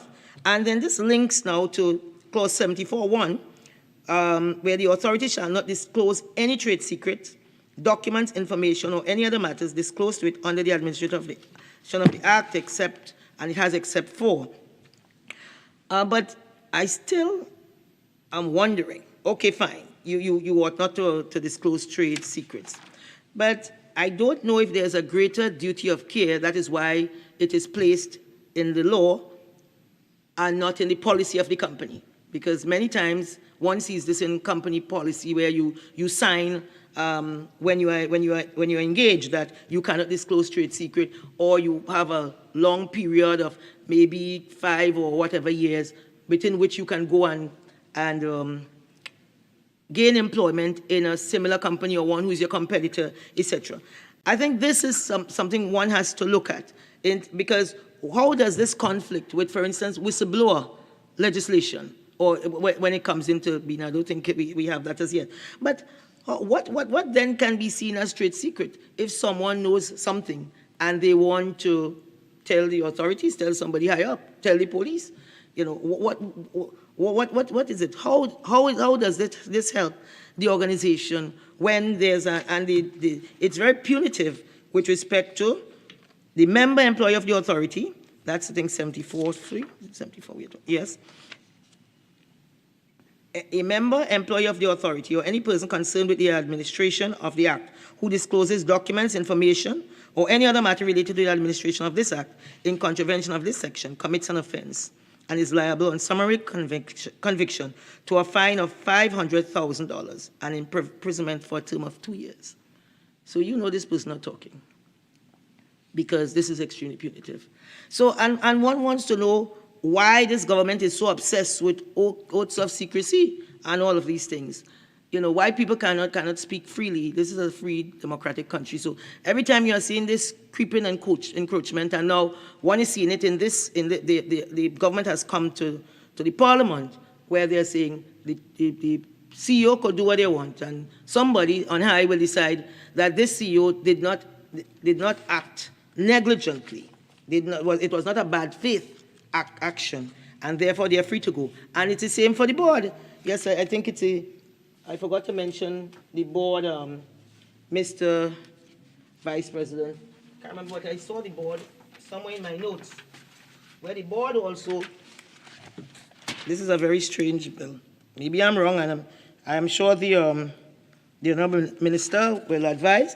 Immunity of members, Clause 12, exempts any member of the board from being held personally liable for anything done or omitted. So I don't know if the government is trying to normalize immunity of members of the boards, of administrative, I call that the senior management staff, if the government is trying to normalize it so that when they eventually grant immunity to those who they really want to grant immunity to, it will not look as something strange to this country, because we would have seen it in this piece of legislation. So, Mr. Vice President, I think this is something the government will have to look at very closely in terms of what are their intentions behind all of these immunity and non-disclosure clauses and so on. I don't think this is good for any public entity, any publicly funded entity. People they must be held accountable, and people must know that there's this duty of care. If they know that it is just, they could just do what they want, I don't think it is good. So, Mr. Vice President, it appears that every country on earth understands the benefits to be derived from the special economic zone, this whole concept, except this government. And so what it is, the government, I think, and the minister, will have to find out or advise the parliament and the wider community, what are they going to do to motivate the people that, you know, what they're doing, it's credible, it's a credible philosophy. How are they going to get these foreign direct investment here based on the segments that they have decided? I think the Minister of Finance would have said there are 13 different groups doing the same thing. But I don't know that there's something wrong with that. If it is a differentiated task, as it were, whether the airport is doing one part of it based on their specialization, the port is doing one part of it based on their specialization, the e-tech and the other areas. You know, because if one is going to bring all of this under one authority, we have seen what has happened already. It has not worked. Why are we going to do the same thing? And basically, there are all of the countries, all across the world, everybody have the same idea. So this is nothing novel, this is nothing new. Maybe 33 years ago, if we had really taken advantage of being almost first to market, we might be in a different place, Mr. Vice President. So I've spoken about the ease of... Senator, you have 5 more minutes. I thank you, Mr. Vice President. So in theory, it sounds, well, the law is there anyway, and the use of the SEZs and other economic zones can be used as prototypes through which the government can develop and implement new measures to improve the ease of doing business in Trinidad and Tobago. But again, as I said, there are some low-hanging fruits that we really need to just resolve very quickly. Other than that, we are not going to get anybody coming here to waste time. Right? So if we want to attract new business, we really will have to do something about how we are approaching, whether it's obtaining an electrical connection, accessing credit, obtaining statutory approvals for infrastructure. We have no foreign exchange. The shortage is crippling. Why will they come here when we have no foreign? The people can barely get foreign exchange to purchase raw material, or even if probably they make their money in this jurisdiction, how are they going to repatriate it wherever in terms of if they have to repatriate it elsewhere, if it's an international organization. Trading across borders, including challenges at the port with efficiency, right? And doing what the government is doing with the port, I don't think that is going to resolve anything. Collecting VAT refunds from the state. So these are broad areas when scrutinized in detail show the failure of this government in fulfilling its duty in creating an enabling environment for business. And of course, crime is a big issue when today, the 30th of November, you see, under siege. And of course, when you look at the schedules, there is some of these operators will not have the burden of property tax, but you know the rank and file is being asked to fund it, because every time we give up tax and income, with the taxes income that goes into the treasury on behalf, well, to fix roads, not that the minister is fixing anything, but it's really revenue foregone, and we expect that to give us something, good jobs, and to earn forex for us, but we have not been seeing that. And again, I want to reiterate, when one looked at the Invest TT, TTIFC Export, all of these websites looked very sad, and basically I cannot, when you go and you look comparatively at the other websites, and one is talking about visiting these spaces, when you go to these spaces, they are really hopping. People, the people are so engaged, you know, and they have all these, the maps of where the maps that matches with the objective and the vision, and we are here now and we are going there next, and we're in phase 1 and this is phase 2, and there's a big vision, and they are not grand vision because they are achieving these objectives. So the objectives can be achieved. It's just we have to settle down and do the fundamentals. And as it stands now, Mr. Vice President, the very basic things are not in place, and putting an organization that is just going to be another cost to taxpayers, it is really not the answer, unless we have the facilitatory environment. So whether we have, we sign all of these agreements, but market entry does not translate into market access, we have to do a lot better than that. So Mr. Vice President, I want to thank you very much for the opportunity.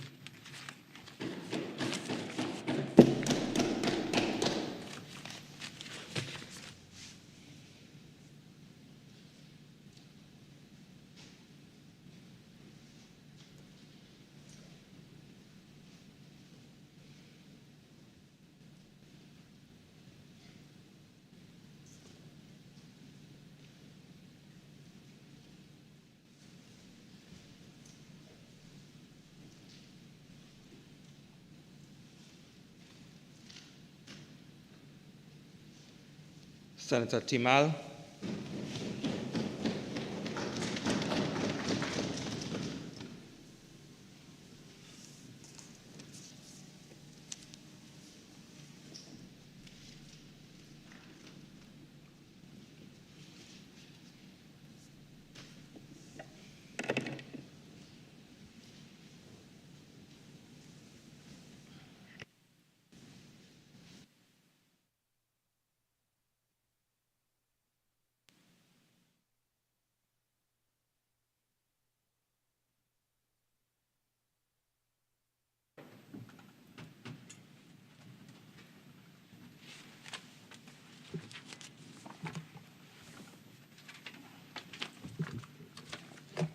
Thank you, Mr. Vice President, for the opportunity to contribute to the bill before us, which is an act to provide for the designation, development, operation, and management of special economic zones the establishment of the Special Economic Zones Authority, the repeal of the Free Zones Act, Chapter 8107, the regulation of special economic zones and matters related thereto.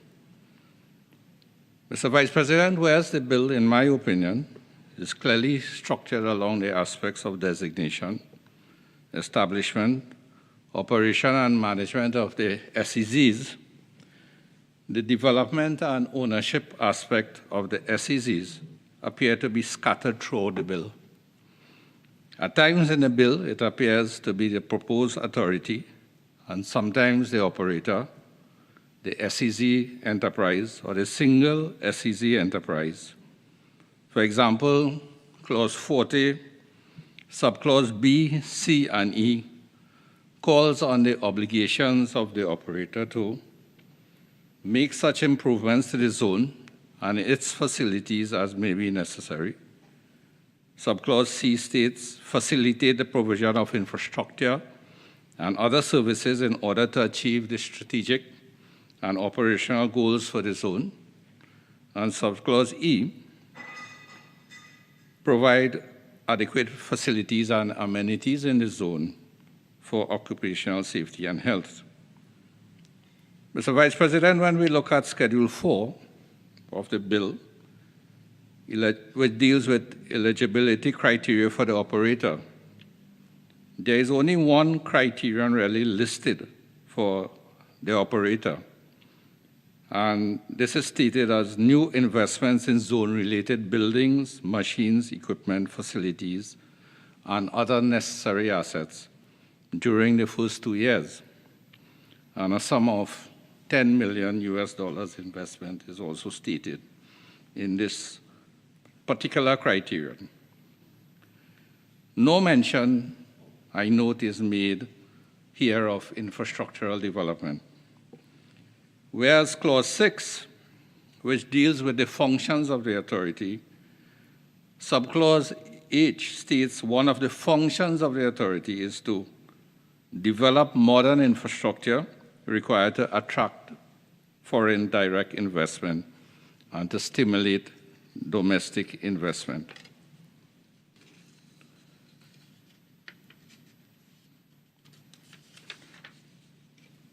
Mr. Vice President, is this within the SEZ, this infrastructural development that we are speaking about here, or external to the SEZ?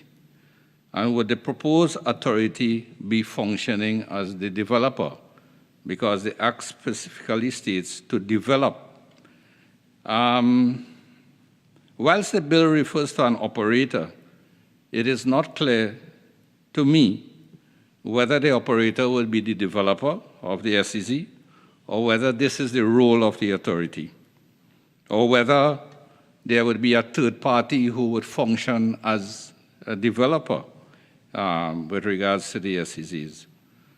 Would the authority be responsible for the provision of infrastructure up to the boundary of the SEZ, or within the SEZ, would the authority have to provide the necessary infrastructure such as roads, drainage, wastewater collection, treatment and effluent discharge, site and land preparation, utilities such as water supply, storage and distribution, electrical power and distribution, solid waste collection and disposal, amongst other amenities? Who will be responsible for the operations and maintenance of the infrastructure and the utilities within the SEZ? Is it the authority, the operator, the Ministry of Local Government? And what about the utilities? Would WASA and TNTEC have to come in to play a role in the maintenance of infrastructure within these SEZs?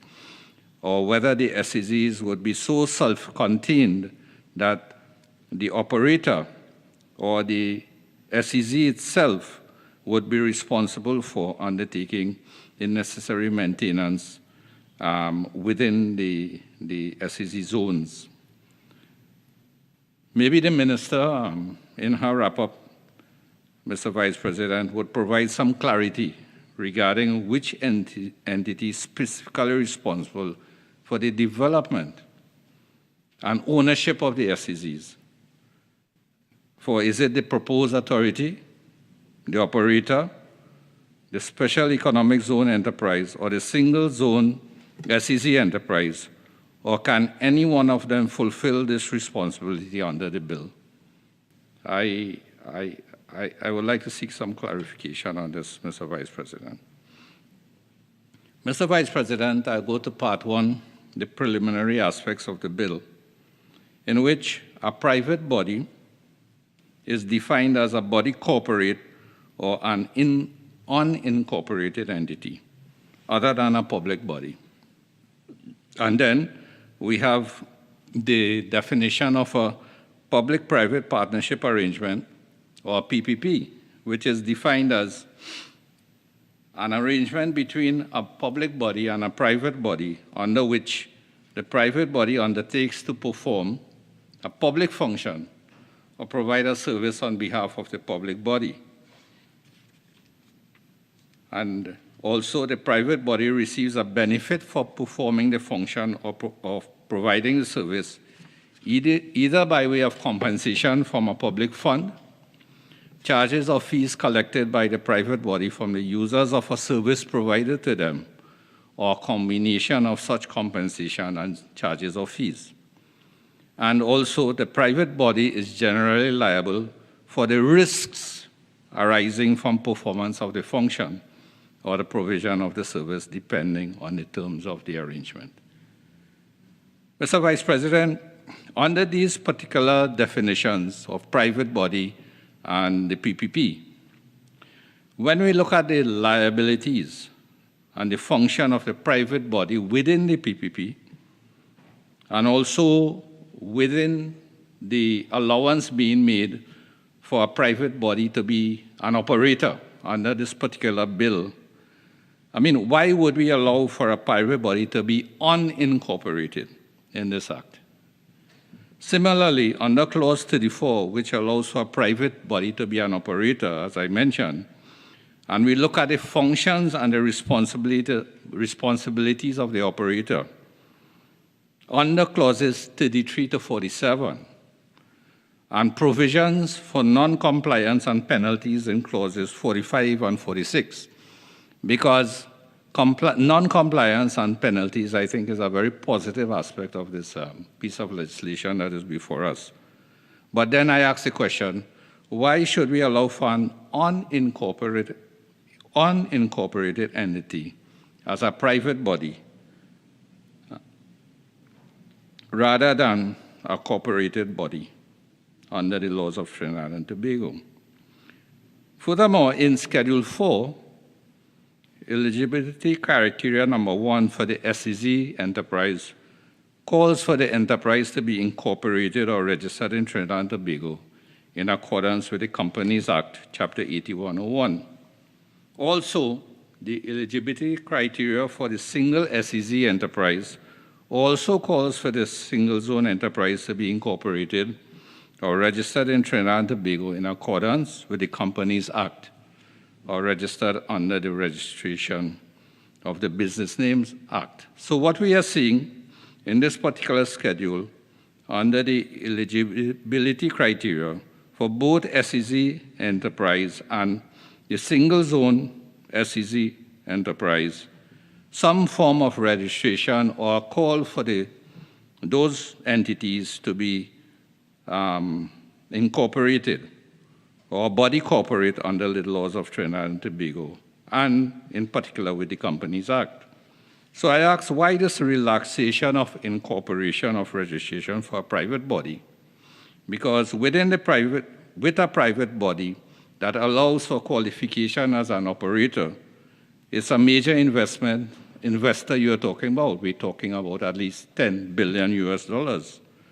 And would this allow for enforcement of legal action under the laws of Trinidad and Tobago, or make pursuit of legal action extremely difficult in case the operator or the private body as an operator decides not to comply with the non-compliance requirements of this particular bill? Therefore, I'm seeking clarification on this matter also.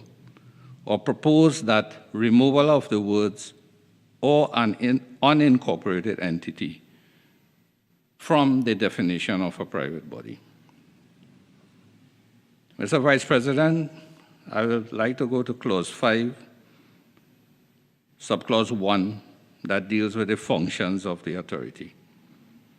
And note that no specific mention is made under the functions of the authority about promoting and marketing of the SEZs, which I consider to be an exceedingly critical aspect of the success of the SEZs, particularly when we look at the failure of the present free trade zones. And I think one of the main factors for the failure is the expertise and the lack of marketing and promotion of the free trade zones. And would this be a direct function? If it's not listed as a function of the authority, a specific function of the authority, then who fulfills this function of marketing and promotion? Would it be the Ministry of Trade and Industry or Invest TT? We just heard from Senator Jearlean John, who focused a lot on this aspect in our contribution, expressing concerns about the effectiveness of Invest TT and other bodies in their effectiveness in promotion and marketing of free trade zones. There's a history, and that history, unfortunately, is linked with probably significant failures to market and promote the free trade zones. So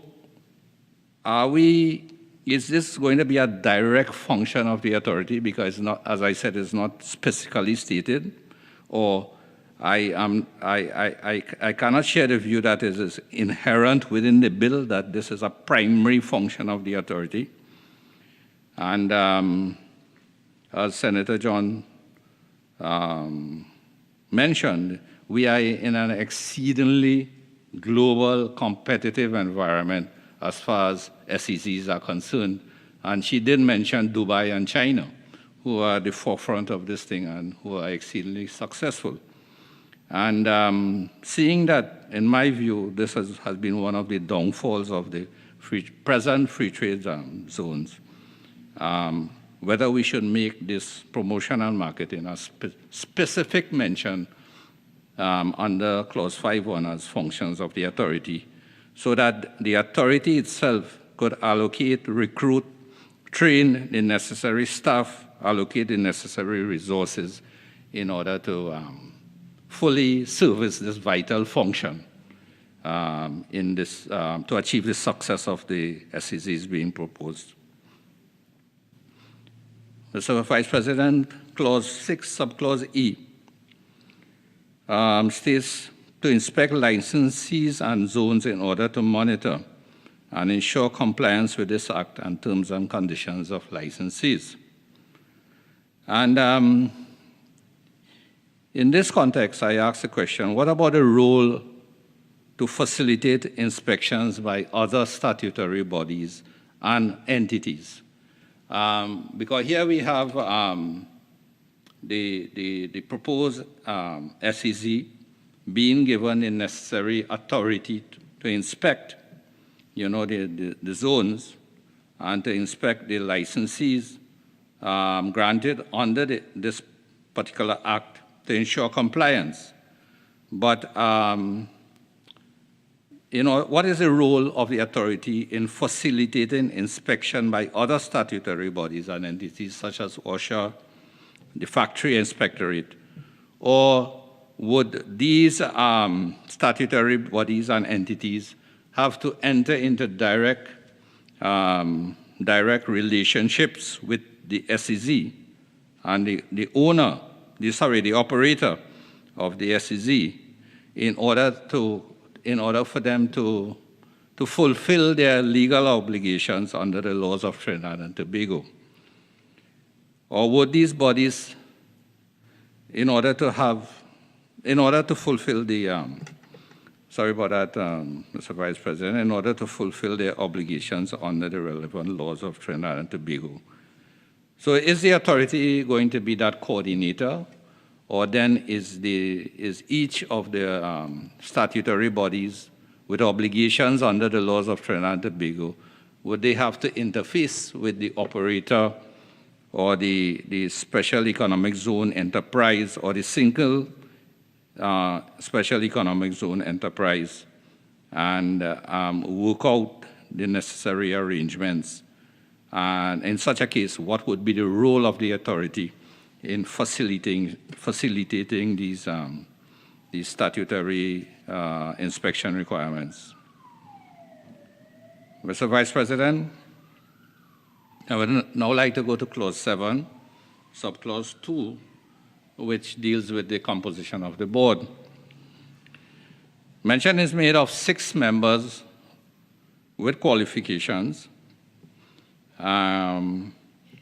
with reference to business management, but Honorable Minister, the business management is a bit rather broad, and I am not sure in the selection of the board members by the Minister whether specific attention is going to be placed in terms of international business experience, and particularly international business experience in the marketing, promotion, and development of SEZs. I'm of the view that this specific experience would be of vital importance to the board, and should it be legislated? Should it be legislated, or should it be left up to the minister to ensure that the intended board member from business management has this specific experience? I note also that no allowance has been made for a board member from the labor sector. There's no specific mention. And it raises the whole question of the SEZs with regards to labor and labor laws, because I think one of the advantages of the SEZs from a point of view of efficiency and success calls for a balance and a manageable balance in terms of the SEZs and what labor practices and what labor procedures are engaged in the SEZs. Would the SEZs be given that leeway to operate to some extent outside the labor laws that exist? For instance, are we looking at non-unionized environments? And maybe this is why the labor expertise is not looked at or would not be required on the board. I'm asking Honorable Minister in terms of the composition of the board and the necessity to have someone from the labor sector represented on the board. Just out of curiosity, and also for probably information, Mr. Vice President, I would also ask why two attorneys at law? I'm just a little curious, a little bit puzzled as to the logic, the thinking behind why specifically we are legislating to have 2 attorneys at law on the board of this authority. Mr. Vice President, subclause D calls for a board member from the Town and Country Planning Division. And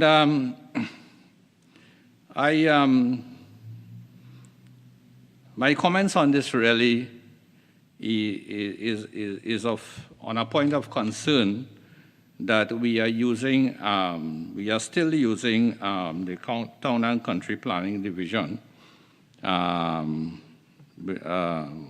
which was supposed to be repealed. That act was supposed to be repealed, for the Planning and Facilitation of Development Act number 10 of 2014, which is an act relating to the planning and development of land, and to repeal and replace the Town and Country Planning Act, Chapter 501 was assented to since October the 1st, 2014. And we are dealing here with legislation in 2021. Where are we with the full proclamation and operationalization of this act? And we have to allow for the Town and Country Planning Division in legislation that is before us in November 2021, almost 7 years after. Mr. Vice President, an article in the Trinidad Guardian of Sunday, January 26, 2014, states that the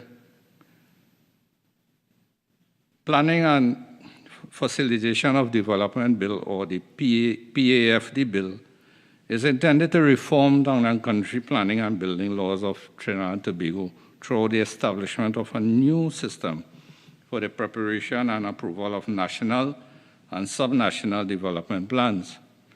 In addition, the bill seeks to introduce a prompt, simpler, and more transparent development management system. The existing Town and Country Planning Act of 1960, Chapter 3501, which was based on the British Town and Country Planning Act of 1947, has been outdated and less relevant to the needs of our rapidly developing society. And a significant percentage of construction in Trinidad and Tobago has been undertaken outside of the development control process, and this has resulted in the general public possession of a failed planning system, primarily due to our seemingly inability to enforce, violations to our planning laws and regulations. As a result, overall confidence in the planning system is low, especially as the deficiencies in the system has become more evident. And the Town and Country Planning Division finds it increasingly difficult to implement and enforce certain aspects of the planning legislation.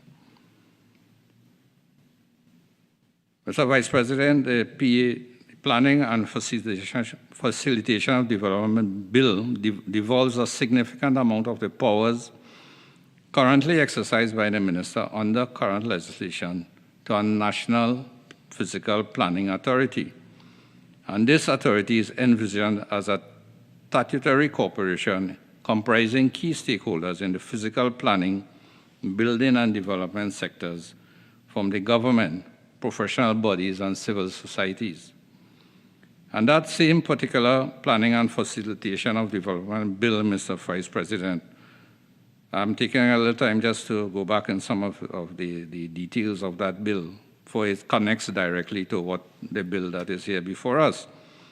It also establishes a framework to guide development planning within the context of a national spatial development strategy, and devolves the responsibility for subnational plans to the municipal corporations and the Tobago House of Assembly.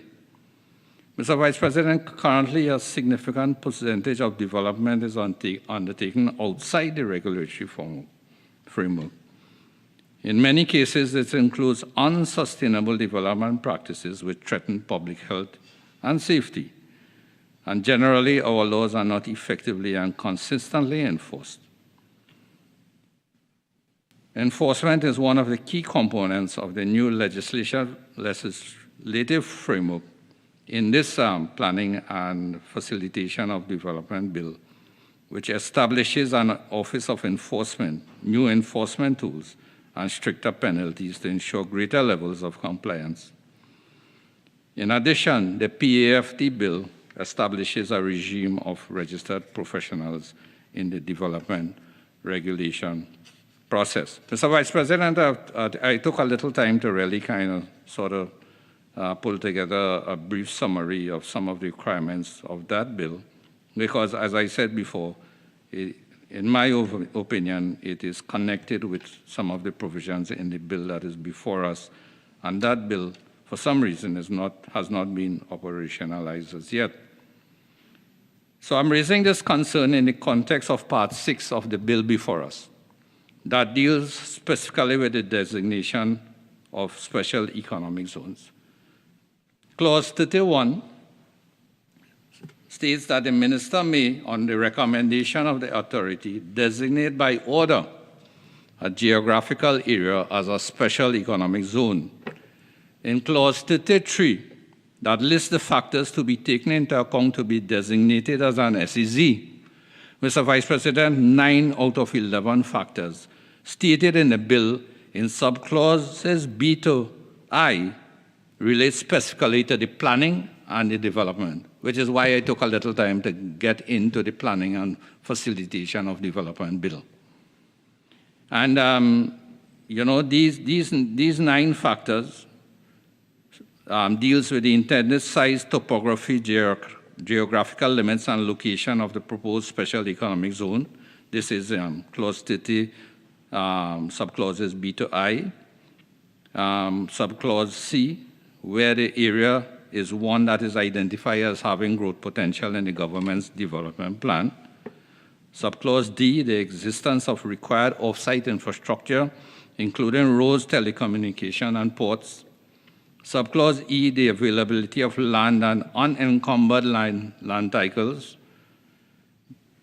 Subclause F, the proximity to resources, population centers, and infrastructure. Subclause G, the infrastructure and other utility requirements, including water, power, sewage, telecommunications, solid waste, and wastewater management. Subclause H, approval of land uses and zoning requirements to facilitate the special economic zones, and subclause I, environmental standards and requirements. So you see how much of the particular in subclause 30 regarding designation of a geographical area, we see how much of it relates to planning and development. So, Mr. Vice President, I ask, is this authority by the minister under this legislation to designate special economic zones on the recommendation of the authority, does it usurp in any way the land planning laws, spatial planning laws, and enforcement laws of the Planning and Facilitation of Development Act of 2014? And why are we not also linking this designation of SEZs specifically with the requirements of the PAFD Act? Mr. Vice President, the legislation before us is silent on the degree of communication or the extent of communication from the minister under this bill, the Ministry of Trade and Industry, and that communication line or that delegation line with the Ministry of Planning and Development, with the Minister of Planning and Development. And another context with the PAFD Act is that it puts into place, very important in my opinion, a one-stop shop or window that will be solely needed to facilitate the regulatory planning and the development approval requirements in an expeditious manner. Mr. Vice President, and this drastically affects the ease of doing business in Trinidad and Tobago, not for only local investors, but for foreign investors coming into the country. Because the whole question of regulatory planning approvals and its expeditious processing has been a sore factor in terms of the ease of doing business. And we have had miserable experiences for these actually procurement of regulatory approvals, planning approvals, taking more than a year in some instances, and hardly ever being achieved within the targeted six-month period that optimistically has been set by the Town and Country Planning Division. So this has been the most serious deterrent in timely development over decades in Trinidad and Tobago, Mr. Vice President. And for the SEZs to fulfill its mandate efficiently, this aspect of expeditious regulatory approvals is critical. And this is why I'm saying operationalization of the Planning and Facilitation of Development Act, to me, should go hand in hand with this particular legislation that is before us. It is long overdue. When are we getting this PAFD Act fully proclaimed and operationalized so that legislation such as what we have before us does not have to revert to past outdated legislation awaiting repeal? Mr. Vice President, there's another relevant act that impacts on the legislation before us, in my opinion, with direct reference to the requirement of Clause 31 regarding the authority to recommend to the Minister the designation of SEZs. This is Act 22 of 2020, which is an act to establish a Council of Urban and Regional Planners and to provide for the regulation of the urban and regional planning profession and other matters incidental thereto. So, Mr. Vice President, even though provisions are made for a representative for the Town and Country Planning Division to be on the board of this authority, I am based on the Urban and Regional Planners Act. I would strongly recommend and strongly suggest for consideration by the Honourable Minister that a qualified urban and regional planner be one of the 6 board members. This qualified urban and regional planner coming from the private sector. So we list finance, we list accounting, we list engineering, but in the whole context of the minister having to designate on the recommendation of the authority, I am of the view that the authority should have on its board, in addition to someone from the Town and Country Planning Division, the board should benefit from the expertise of urban and regional planning by having a qualified urban and regional planner on the board as one of the 6 directors to be selected by the minister. Mr. Vice President, Clause 5, Section 2, Subclause F indicates that the authority shall be responsible for the operating plan, the budget, and the annual report of the authority. Mr. Vice President, yes, that is great, but in the context of effective management strategy and effective execution of the operating plan, who would be responsible for the strategic direction, the strategic planning, and the business planning for the authority? Would it be left up to the Ministry of Trade and Industry? If not, I respectfully submit to the Honourable Minister that this clause, Clause 5, Section 2, be amended to include, in addition to the operating plan, budget, and annual report of the authority, to include strategic direction, strategic planning, and business planning as one of the responsibilities of the authority. For it gives the impression here, I think it has to be legislated, but it gives the impression here that the authority's major concern is just the operations and operation plan. But to complete that effective business model, I'm strongly recommending the inclusion of strategic direction, strategic planning, and business planning. Mr. Vice President, I'd like to go to Part 4 of the bill, which deals with staff of the authority, and Clause 18.1, which deals with establishment of a pension plan. And I'm submitting for consideration by the Minister that in addition to the pension plan, the authority should also be concerned with, and it should be, in my opinion, be legislated, that should be concerned with and due consideration be given for the inclusion of medical benefits, other retirement benefits, disability and death benefits, and would the employees be entitled to benefits under the Workmen's Compensation Act. That with regard to the staffing of the authority. Mr. Vice President, I also note no provisions have been made for transfer of benefits for the possibility of employees transferring from the Ministry of Trade and Industry and Trade, as well as existing employees of the Trinidad and Tobago Free Trade Zone Company to the authority, or would no transfer be allowed? Is it envisaged that no transfer would be allowed?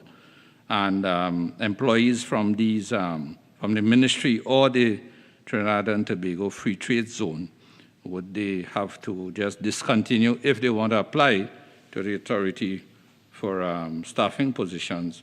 Would they not be allowed to transfer, and they would have to discontinue their service in their present employment in a situation where the thinking is that based on the experience that they have gathered, they would be an asset to the staff of the proposed authority. Mr. Vice President, Part 8 of the bill that deals with support measures and benefits, under Clause 63, the Minister may, in collaboration with any relevant... Senator, you have 4 more minutes. Thank you. With any relevant public body, design and implement business reform measures to support the development and efficient operation of different types of special economic zones. Mr. Vice President, I know that no direct mention is made of the role of the proposed authority in this regard. It says that the Minister may, in collaboration with any relevant public body, design and implement business reform measures to support and develop the efficient operation of the different types of special economic zones. Mr. Vice President, there should be a legislative role for the authority to support the Minister in this regard and to be able to make appropriate recommendations to the Minister in this regard.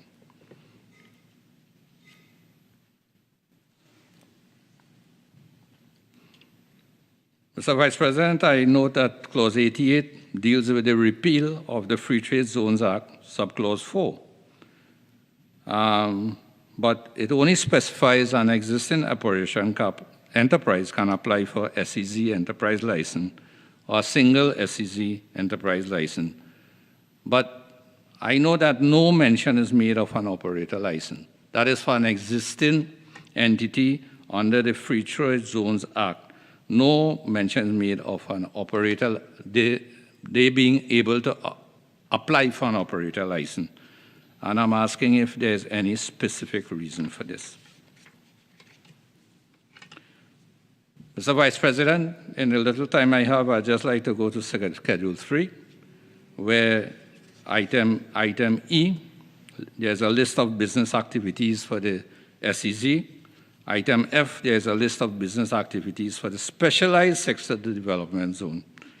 And I would like to make a couple suggestions, is that to that list of business activities, if we can add cultural tourism, because I feel that there is potential for cultural tourism under this policy of the SEZs, and whether or not, rather than having a definitive list, we should allow for an inclusion to allow for addition of business activities by the Minister on the recommendation of the authority, rather than to have a closed-off list, that we should add that in order to allow the Minister on the recommendation of the authority to add business activities accordingly under this schedule. Mr. Vice President, in Schedule 4, eligibility criteria, again for the SEZ enterprise and the single zone enterprise, criteria for deals with the number of full-time employees physically present in the zone. The schedule states specifically that you have to be physically present in the zone. And I ask, how is this in keeping with our virtual work environments, which is the order of the day, and the significant increase in persons working at home, I say, versus actual physical presence? And that is something I think we need to look at. And whether the numbers that are given in the Schedule 4, that Schedule 4, are they for local employees only, or is it a combination of the overall employee listing of the respective enterprise? I would want to think that we are talking about strictly local employees with those numbers, and there's not any padding, or not maybe padding is not the right term, but there is not You know, the ratio of foreign to local employees is not unfair to the objective of maximizing local employment in Trinidad and Tobago. And finally, Mr. Vice President, if please the Minister could advise, what is the projected percentage of GDP that is expected to be achieved with the implementation of this particular SEZ policy and legislation? Mr. President, I thank you.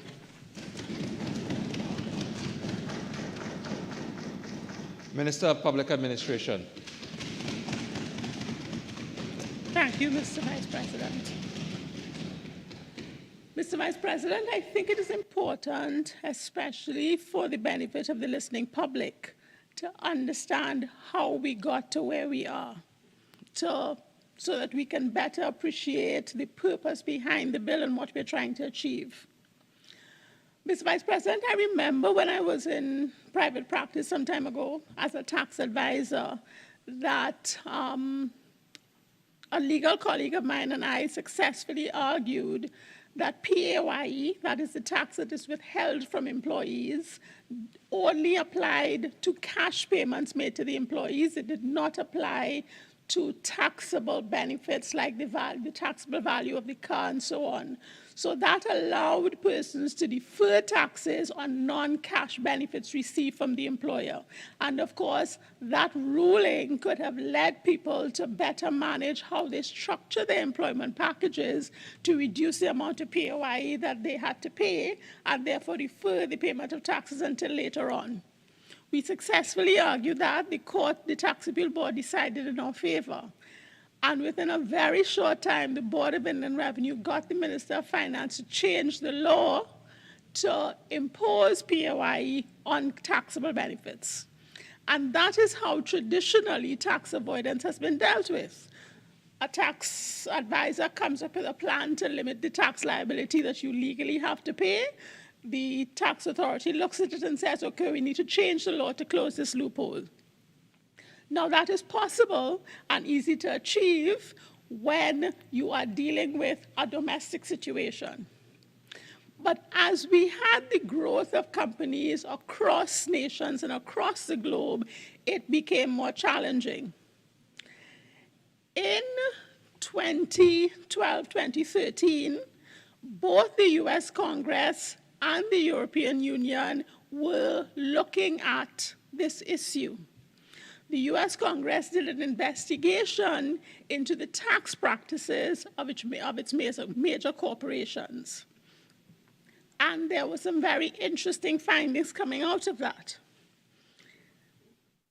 It identified, for example, that 5 of the top 10 companies with the highest offshore balances are tech companies, understandably, because as technology builds and grows, and you develop the ability to carry on business without leaving your physical space. So I can sit at home in my pajamas and run a multi-billion-dollar business. It became easier and easier to set up structures to avoid taxes. So one of the companies, understandably, that the US Senate looked at and focused on was Apple. It determined that Apple was using a complex web of offshore entities to avoid taxes, so that in 2012, they ascertained that Apple had a stockpile of about $145 billion in cash, and they assumed a lot of that was in respect of profits, of which $102 billion, so the vast majority, was held offshore. In that year, despite having $145 billion in tax worldwide, Apple only paid $6 billion of taxes in the US. They created offshore companies in such a way that they were categorized as a stateless entity. Now, how tax works generally across the globe is that the country in which the company is considered to be resident can tax you on your worldwide income. So Apple set up its structure so it could be considered resident nowhere. So that in the US, it did this by taking advantage of the rules, of course. So in the US, you are viewed as taxable there on your worldwide income as resident there if you are incorporated there. So Apple didn't incorporate in the US. In Ireland, you are regarded as resident if you are centrally managed and controlled from there. So what Apple did was that they incorporated in the UK, in Ireland, but maintained management in the US. So it was resident in no place, so no state could assume the authority to tax Apple on its worldwide income. So the benefit of incorporating in Ireland as well is that Ireland's rate of tax was 12.5% versus the rate in the States of 35%. So Apple had, at that time, 40 employees in Ireland, and they were claiming that those 40 employees generated $42 billion of income. Despite this, because of all the advantage they took of the tax rules, because of course Apple could afford to pay tax advisors to advise them on the best approach to take, the amount they paid in taxes in Ireland in that year was only $7 million. Remember, I indicated that they said they generated $42 billion in income in that year. They only paid $7 million in income, which is 0.005% of those profits. In the US, on the other hand, they would be liable to pay tax on income earned abroad only if and when the income is brought into the States.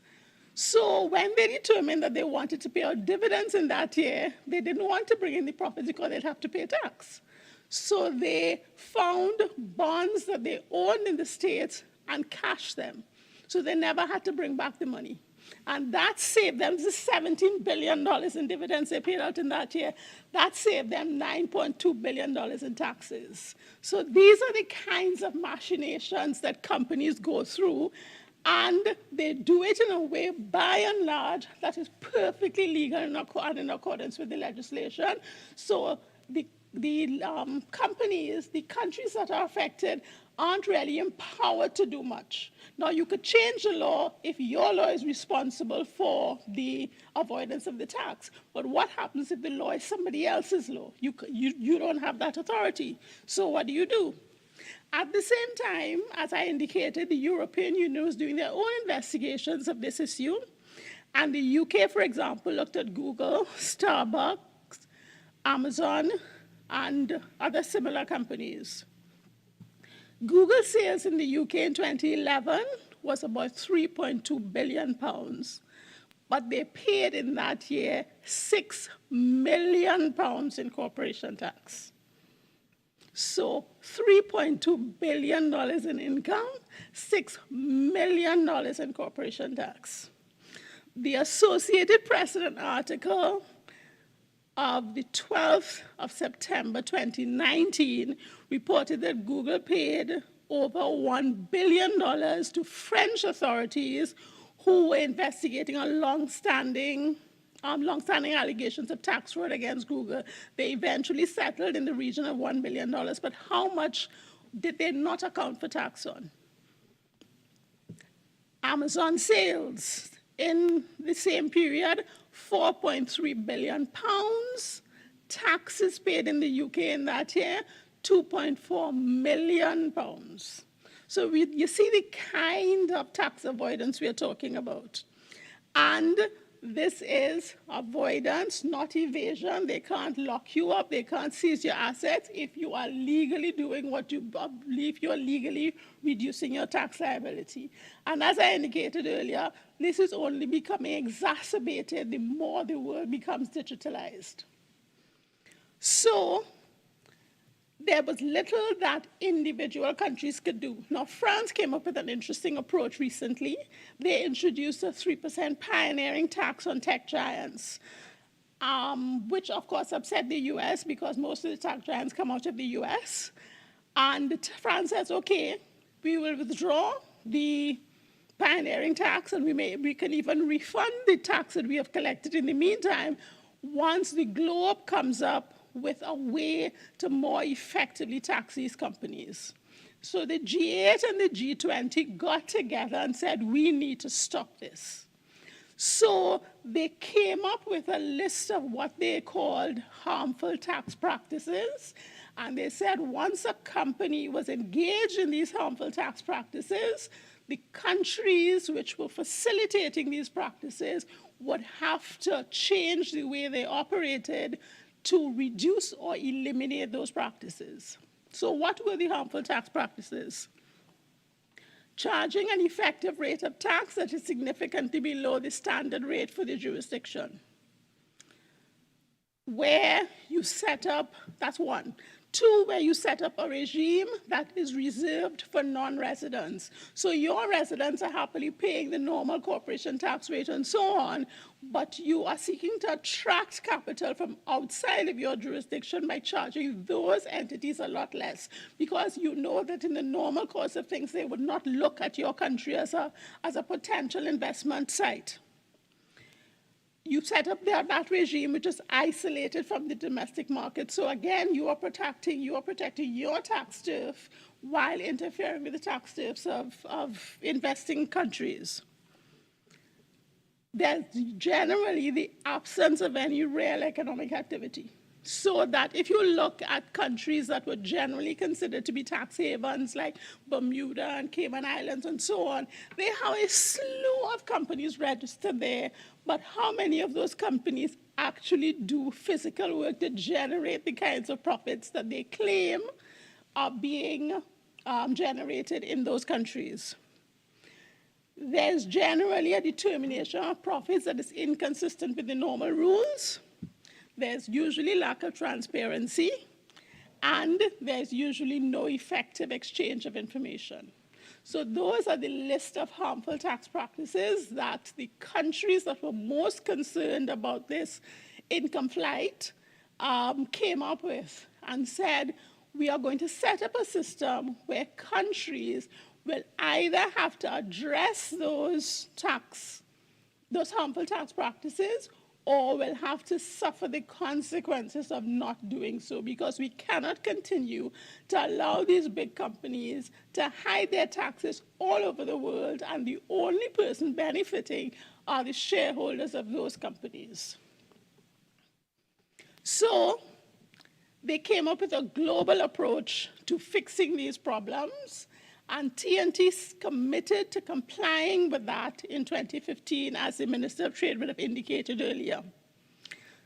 And the countries have, in fact, been working towards that. We have close to our shores, the countries that have addressed their harmful tax practices include, and are now considered to be compliant, include places like Anguilla, Bermuda, Jamaica, Barbados, Turks and Caicos, and Cayman Islands. The majority of us would recognize that these countries have traditionally been acknowledged to be tax havens, but they have been forced by this global movement to change their approach. So let us examine our current legislation in the context of those harmful tax practices. The main act that we have that sets up a regime that can fit within the definition of something that promotes taxable harm practices is the Trinidad and Tobago Free Zone Act. In that act, in sections 32 to 34, as well as in the VAT Act, companies that are registered under the Trinidad and Tobago Free Zones Act are exempt from what was land and billing taxes, which will soon be property tax, exempt from tax on income, including income tax, corporation tax, business levy, and although this was not specifically stated, when we looked at it, we interpreted it to mean that they were also exempt from green fund levies, so they paid no taxes to the government of Trinidad and Tobago. Their only contribution to the Trinidad and Tobago economy in terms of only direct contribution was the fee that they would have paid to the Free Zone Company.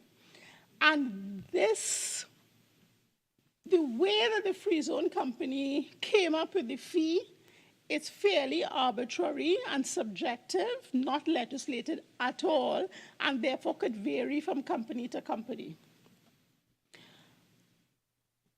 The free zone companies were also exempt from withholding tax on branch profits and dividends, and they were exempt, or sorry, not exempt, VAT on goods and certain services within the free zone was zero rated. So essentially, you had a company operating within Trinidad and Tobago with very little to no tax liabilities.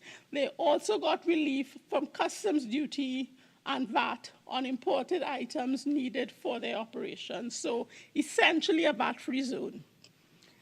And those tax reliefs, by and large, were for the full life of the entity. So if the entity operated for 100 years, it would get tax relief for 100 years. Companies that registered in 1988 when the legislation was introduced are still enjoying the tax reliefs that were provided at that time. When you assess that legislation against the list of harmful tax practices, you cannot but acknowledge that we violated most of the harmful tax practices. We had an effective rate significantly below the standard. Of course, we did, because our standard rate was between 25 to 30%, and the effective rate in the zone was zero. It was not legislatively reserved for non-resident companies, but in effect it was reserved for non-resident companies. By and large, it was effectively isolated from the domestic market because trading between the zone and the market was subject to rules and regulations. The companies there could be set up in a way that would not involve real economic activity, because although some of the activities approved under the free zone included substantial things like manufacturing, it also included things like packaging or import-export business, that kind of thing. So it could allow for essentially book companies or paper companies. Lack of transparency, not that the rules allowed for lack of transparency, but because there was little oversight from a tax perspective, which is what the world was concerned about, the lack of transparency was in effect there. And while the Board of Inland Revenue is required to look at companies that are outside of the tax net, like these companies, to ensure that they were continuing to comply with their obligations, in effect, the Board of Inland Revenue does not do that. It has limited staff, as we have admitted from time immemorial, and so they tend to focus their attention on areas where they think they can get tax for the government. And so companies that are exempt from tax like these and like approved charities, for example, the Board of Inland Revenue does not really waste its time, quote unquote, looking at those things. So they don't have the information to supply the world with exchange of information and that kind of thing. So essentially, it is fraught with harmful tax practices. So we recognize that we had to address that. And how we seek to address that is through introduction of the special economic zone. So the special economic zone legislation opens the admission to the zone to both residents and non-residents. Contrary to what Senator John indicated, where she said we're giving away money, we are actually replacing legislation which charges no tax on participants to legislation which charges tax at a reduced rate. So we should be recovering taxes from the companies operating in these zones whereas before we weren't, and there was no opportunity to do that. So that is a move in a positive direction. The rates are going to be reduced, not nominal. So reduced below the level of where we are now, but they won't be nominal. And the Minister of Trade may have mentioned that we will return to Parliament in the not too distant future to spell out all the tax rules and so on that will apply. The entity must be incorporated in Trinidad and Tobago. The law requires it to have a stipulated minimum capital investment, a minimum number of full-time employees, and yes, Senator Teemal, I can assure you that in our assessment of all potential foreign investments, one of the things that we clearly look at is how many local employees will be here, and we try to encourage agreements that will allow not only for a significant percentage of local employees, but also for transfer of knowledge. We do consider that, and we try to encourage that. The tax reliefs that are provided under this will be provided under the bill if passed would be exemption from property tax, exemption from import duty on approved capital goods, spare parts, raw materials, building materials, stamp duty, exemption on land lease documents or land purchase documents, and as I said, reduced, not exempt, tax reduction, not tax exemption, so we have reduced rates. And this is supplemented by certain allowances and tax credits for reinvestment, because we want companies, once they come here, to continue to invest in Trinidad and Tobago, and enhanced relief. We also are proposing VAT relief on goods supplied to the zones and services provided by non-residents.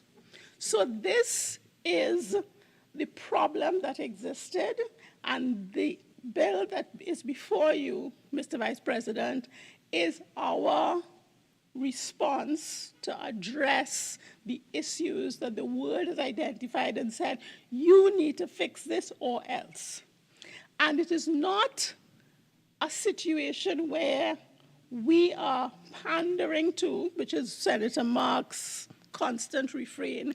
It is not so much that we are pandering to the big countries with nothing to gain for ourselves, but we have to acknowledge a couple of things. We have to acknowledge that if we do not fix the problem that we have, there are implications for us in terms of actions that the countries will take against us in terms of shutting down our financial system, negatively interacting with our companies that invest in Trinidad may be negatively impacted by the action that is taken against them, and therefore may reconsider whether they want to continue with their Trinidad investment on the one hand, but also we need to acknowledge that we also have Trinidad companies that are investing outside of our shores, Trinidad and Tobago companies investing outside of our shores, and they too take advantage of these rules and regulations around the globe to reduce their tax liabilities. The reduction of the harmful tax practices, not only in Trinidad and Tobago, but across the globe, should also allow Trinidad and Tobago to benefit from this change in perspective and change in approach to how we tax multinational companies. Excuse me, Mr. Vice President, one of the issues we have is the CARICOM tax treaty, which is a tax treaty with a difference. It's a multinational tax treaty. And companies it was targeted to genuine CARICOM countries. But countries that operate within CARICOM but really are based outside, come from outside, and most importantly, take their profits outside of the Caribbean also benefit from this. The reduction of the harmful tax practices in the various tax beneficial jurisdictions like Barbados and St. Lucia, which have in effect addressed their harmful tax practices, should benefit Trinidad and Tobago in that it will deprive those companies of the opportunities that now exist for them to reduce their tax liabilities in Trinidad and Tobago. So I do see a real basis for our benefiting. Another benefit that I expect us to have is taking advantage of the exchange of information opportunities that will open up to us. So not only will we be supplying information to foreign entities, and this will force us to examine these operations to ensure that we have the information, and once we have the information, we can use it for our local purposes. But it will also allow us to receive a slew of information from other countries that will give us the wherewithal to more effectively tax the cross-border companies that operate within our shores. And this ties in well with our plan to, in the not-too-distant future, roll out the Revenue Authority, because we had indicated to this place and the other place that the Revenue Authority is intended to be a fully staffed, fully operational organization that will have the wherewithal and the capacity to take advantage of these opportunities. So, Mr. Vice President, these changes, while they are something that are imposed on us to some extent by the move of the world to tax these tax companies, should provide Trinidad and Tobago with an opportunity that it does not currently have. One, to operate a zone that allows us to collect some taxes and hopefully to attract viable foreign investments which provide additional employment opportunities to our companies. It allows us to receive information from other countries to improve our tax collection and tax enforcement operations. And it will allow us to continue to operate our financial sector and others in a way that is conducive to continued development and growth. So the legislation is sound, it is required, and it provides Trinidad and Tobago, in my view, with a clear benefit. Senator Teemal, before I wrap up, Mr. Vice President, Senator Teemal raised a couple of issues. I will leave the minister to address most of them, but a couple of them I want to touch on. One of them has to do with your concern about us allowing unincorporated companies to operate in the free zone. Now, Senator Teemal, the biggest advantage of incorporating a company is that it provides the investor with a limit on his liability. Unless he does something fraudulent, a creditor to the company, somebody who the company owes money for whatever reason, cannot go after the investor for anything outside of committed share capital that has not already been paid up, or any guarantee that he makes to the company. So once you pay up your share capital and you don't behave in a despicable manner, no creditor to the company can look to you for anything. Whereas an unincorporated entity has no limit on its liability. So I won't call any names of local people with worth, but let us look at a consortium made up of Bill Gates and Oprah Winfrey and these people. Why would you not want them to be an operator in the free zone? Because you know they have the resources, you know they can support their investment. So what will need to happen to allay your concern is that the authority, when it is set up, will need to ensure that when It is looking at applicants. It investigates the applicants to ensure that they are people of means and that they are their proposed investment is a viable one. But once they establish that, then I see no reason why they should not allow an unincorporated entity to invest. Because, as I said, that unincorporated entity provides its creditors with the ability to go after not only the unincorporated entity itself, but all of the investors in that incorporated entity if there's a liability. And one of the creditors could be the Inland Revenue Division or the TTRA when it comes into being. And so we would relish the opportunity to not only go after the company, but also go after the investors that stand behind the company. So I think that is something that, yes, we need to be careful in investigation, but it's not something that I would discourage at all. So, Mr. Vice President, there was another matter but it doesn't come to mind.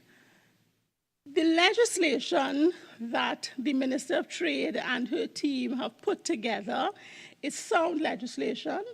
It complies with the stipulations of the EU and other groups that have looked at our harmful tax practices and said, you need to fix this. We acknowledge that we need to fix it. The Minister of Trade indicated that the legislation we currently have in place is not working for us, so why would we want to perpetuate it?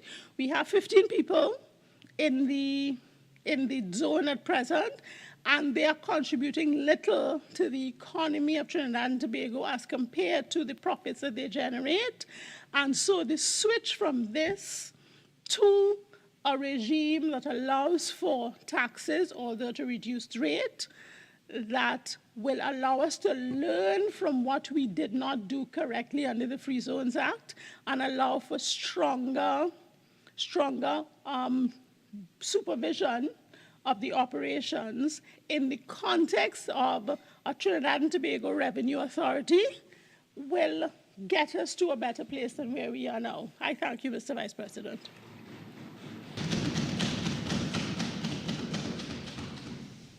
Honourable Senators, I think now is a good time to take a break. So this House will now stand suspended for 30 minutes. We shall return at 1:31.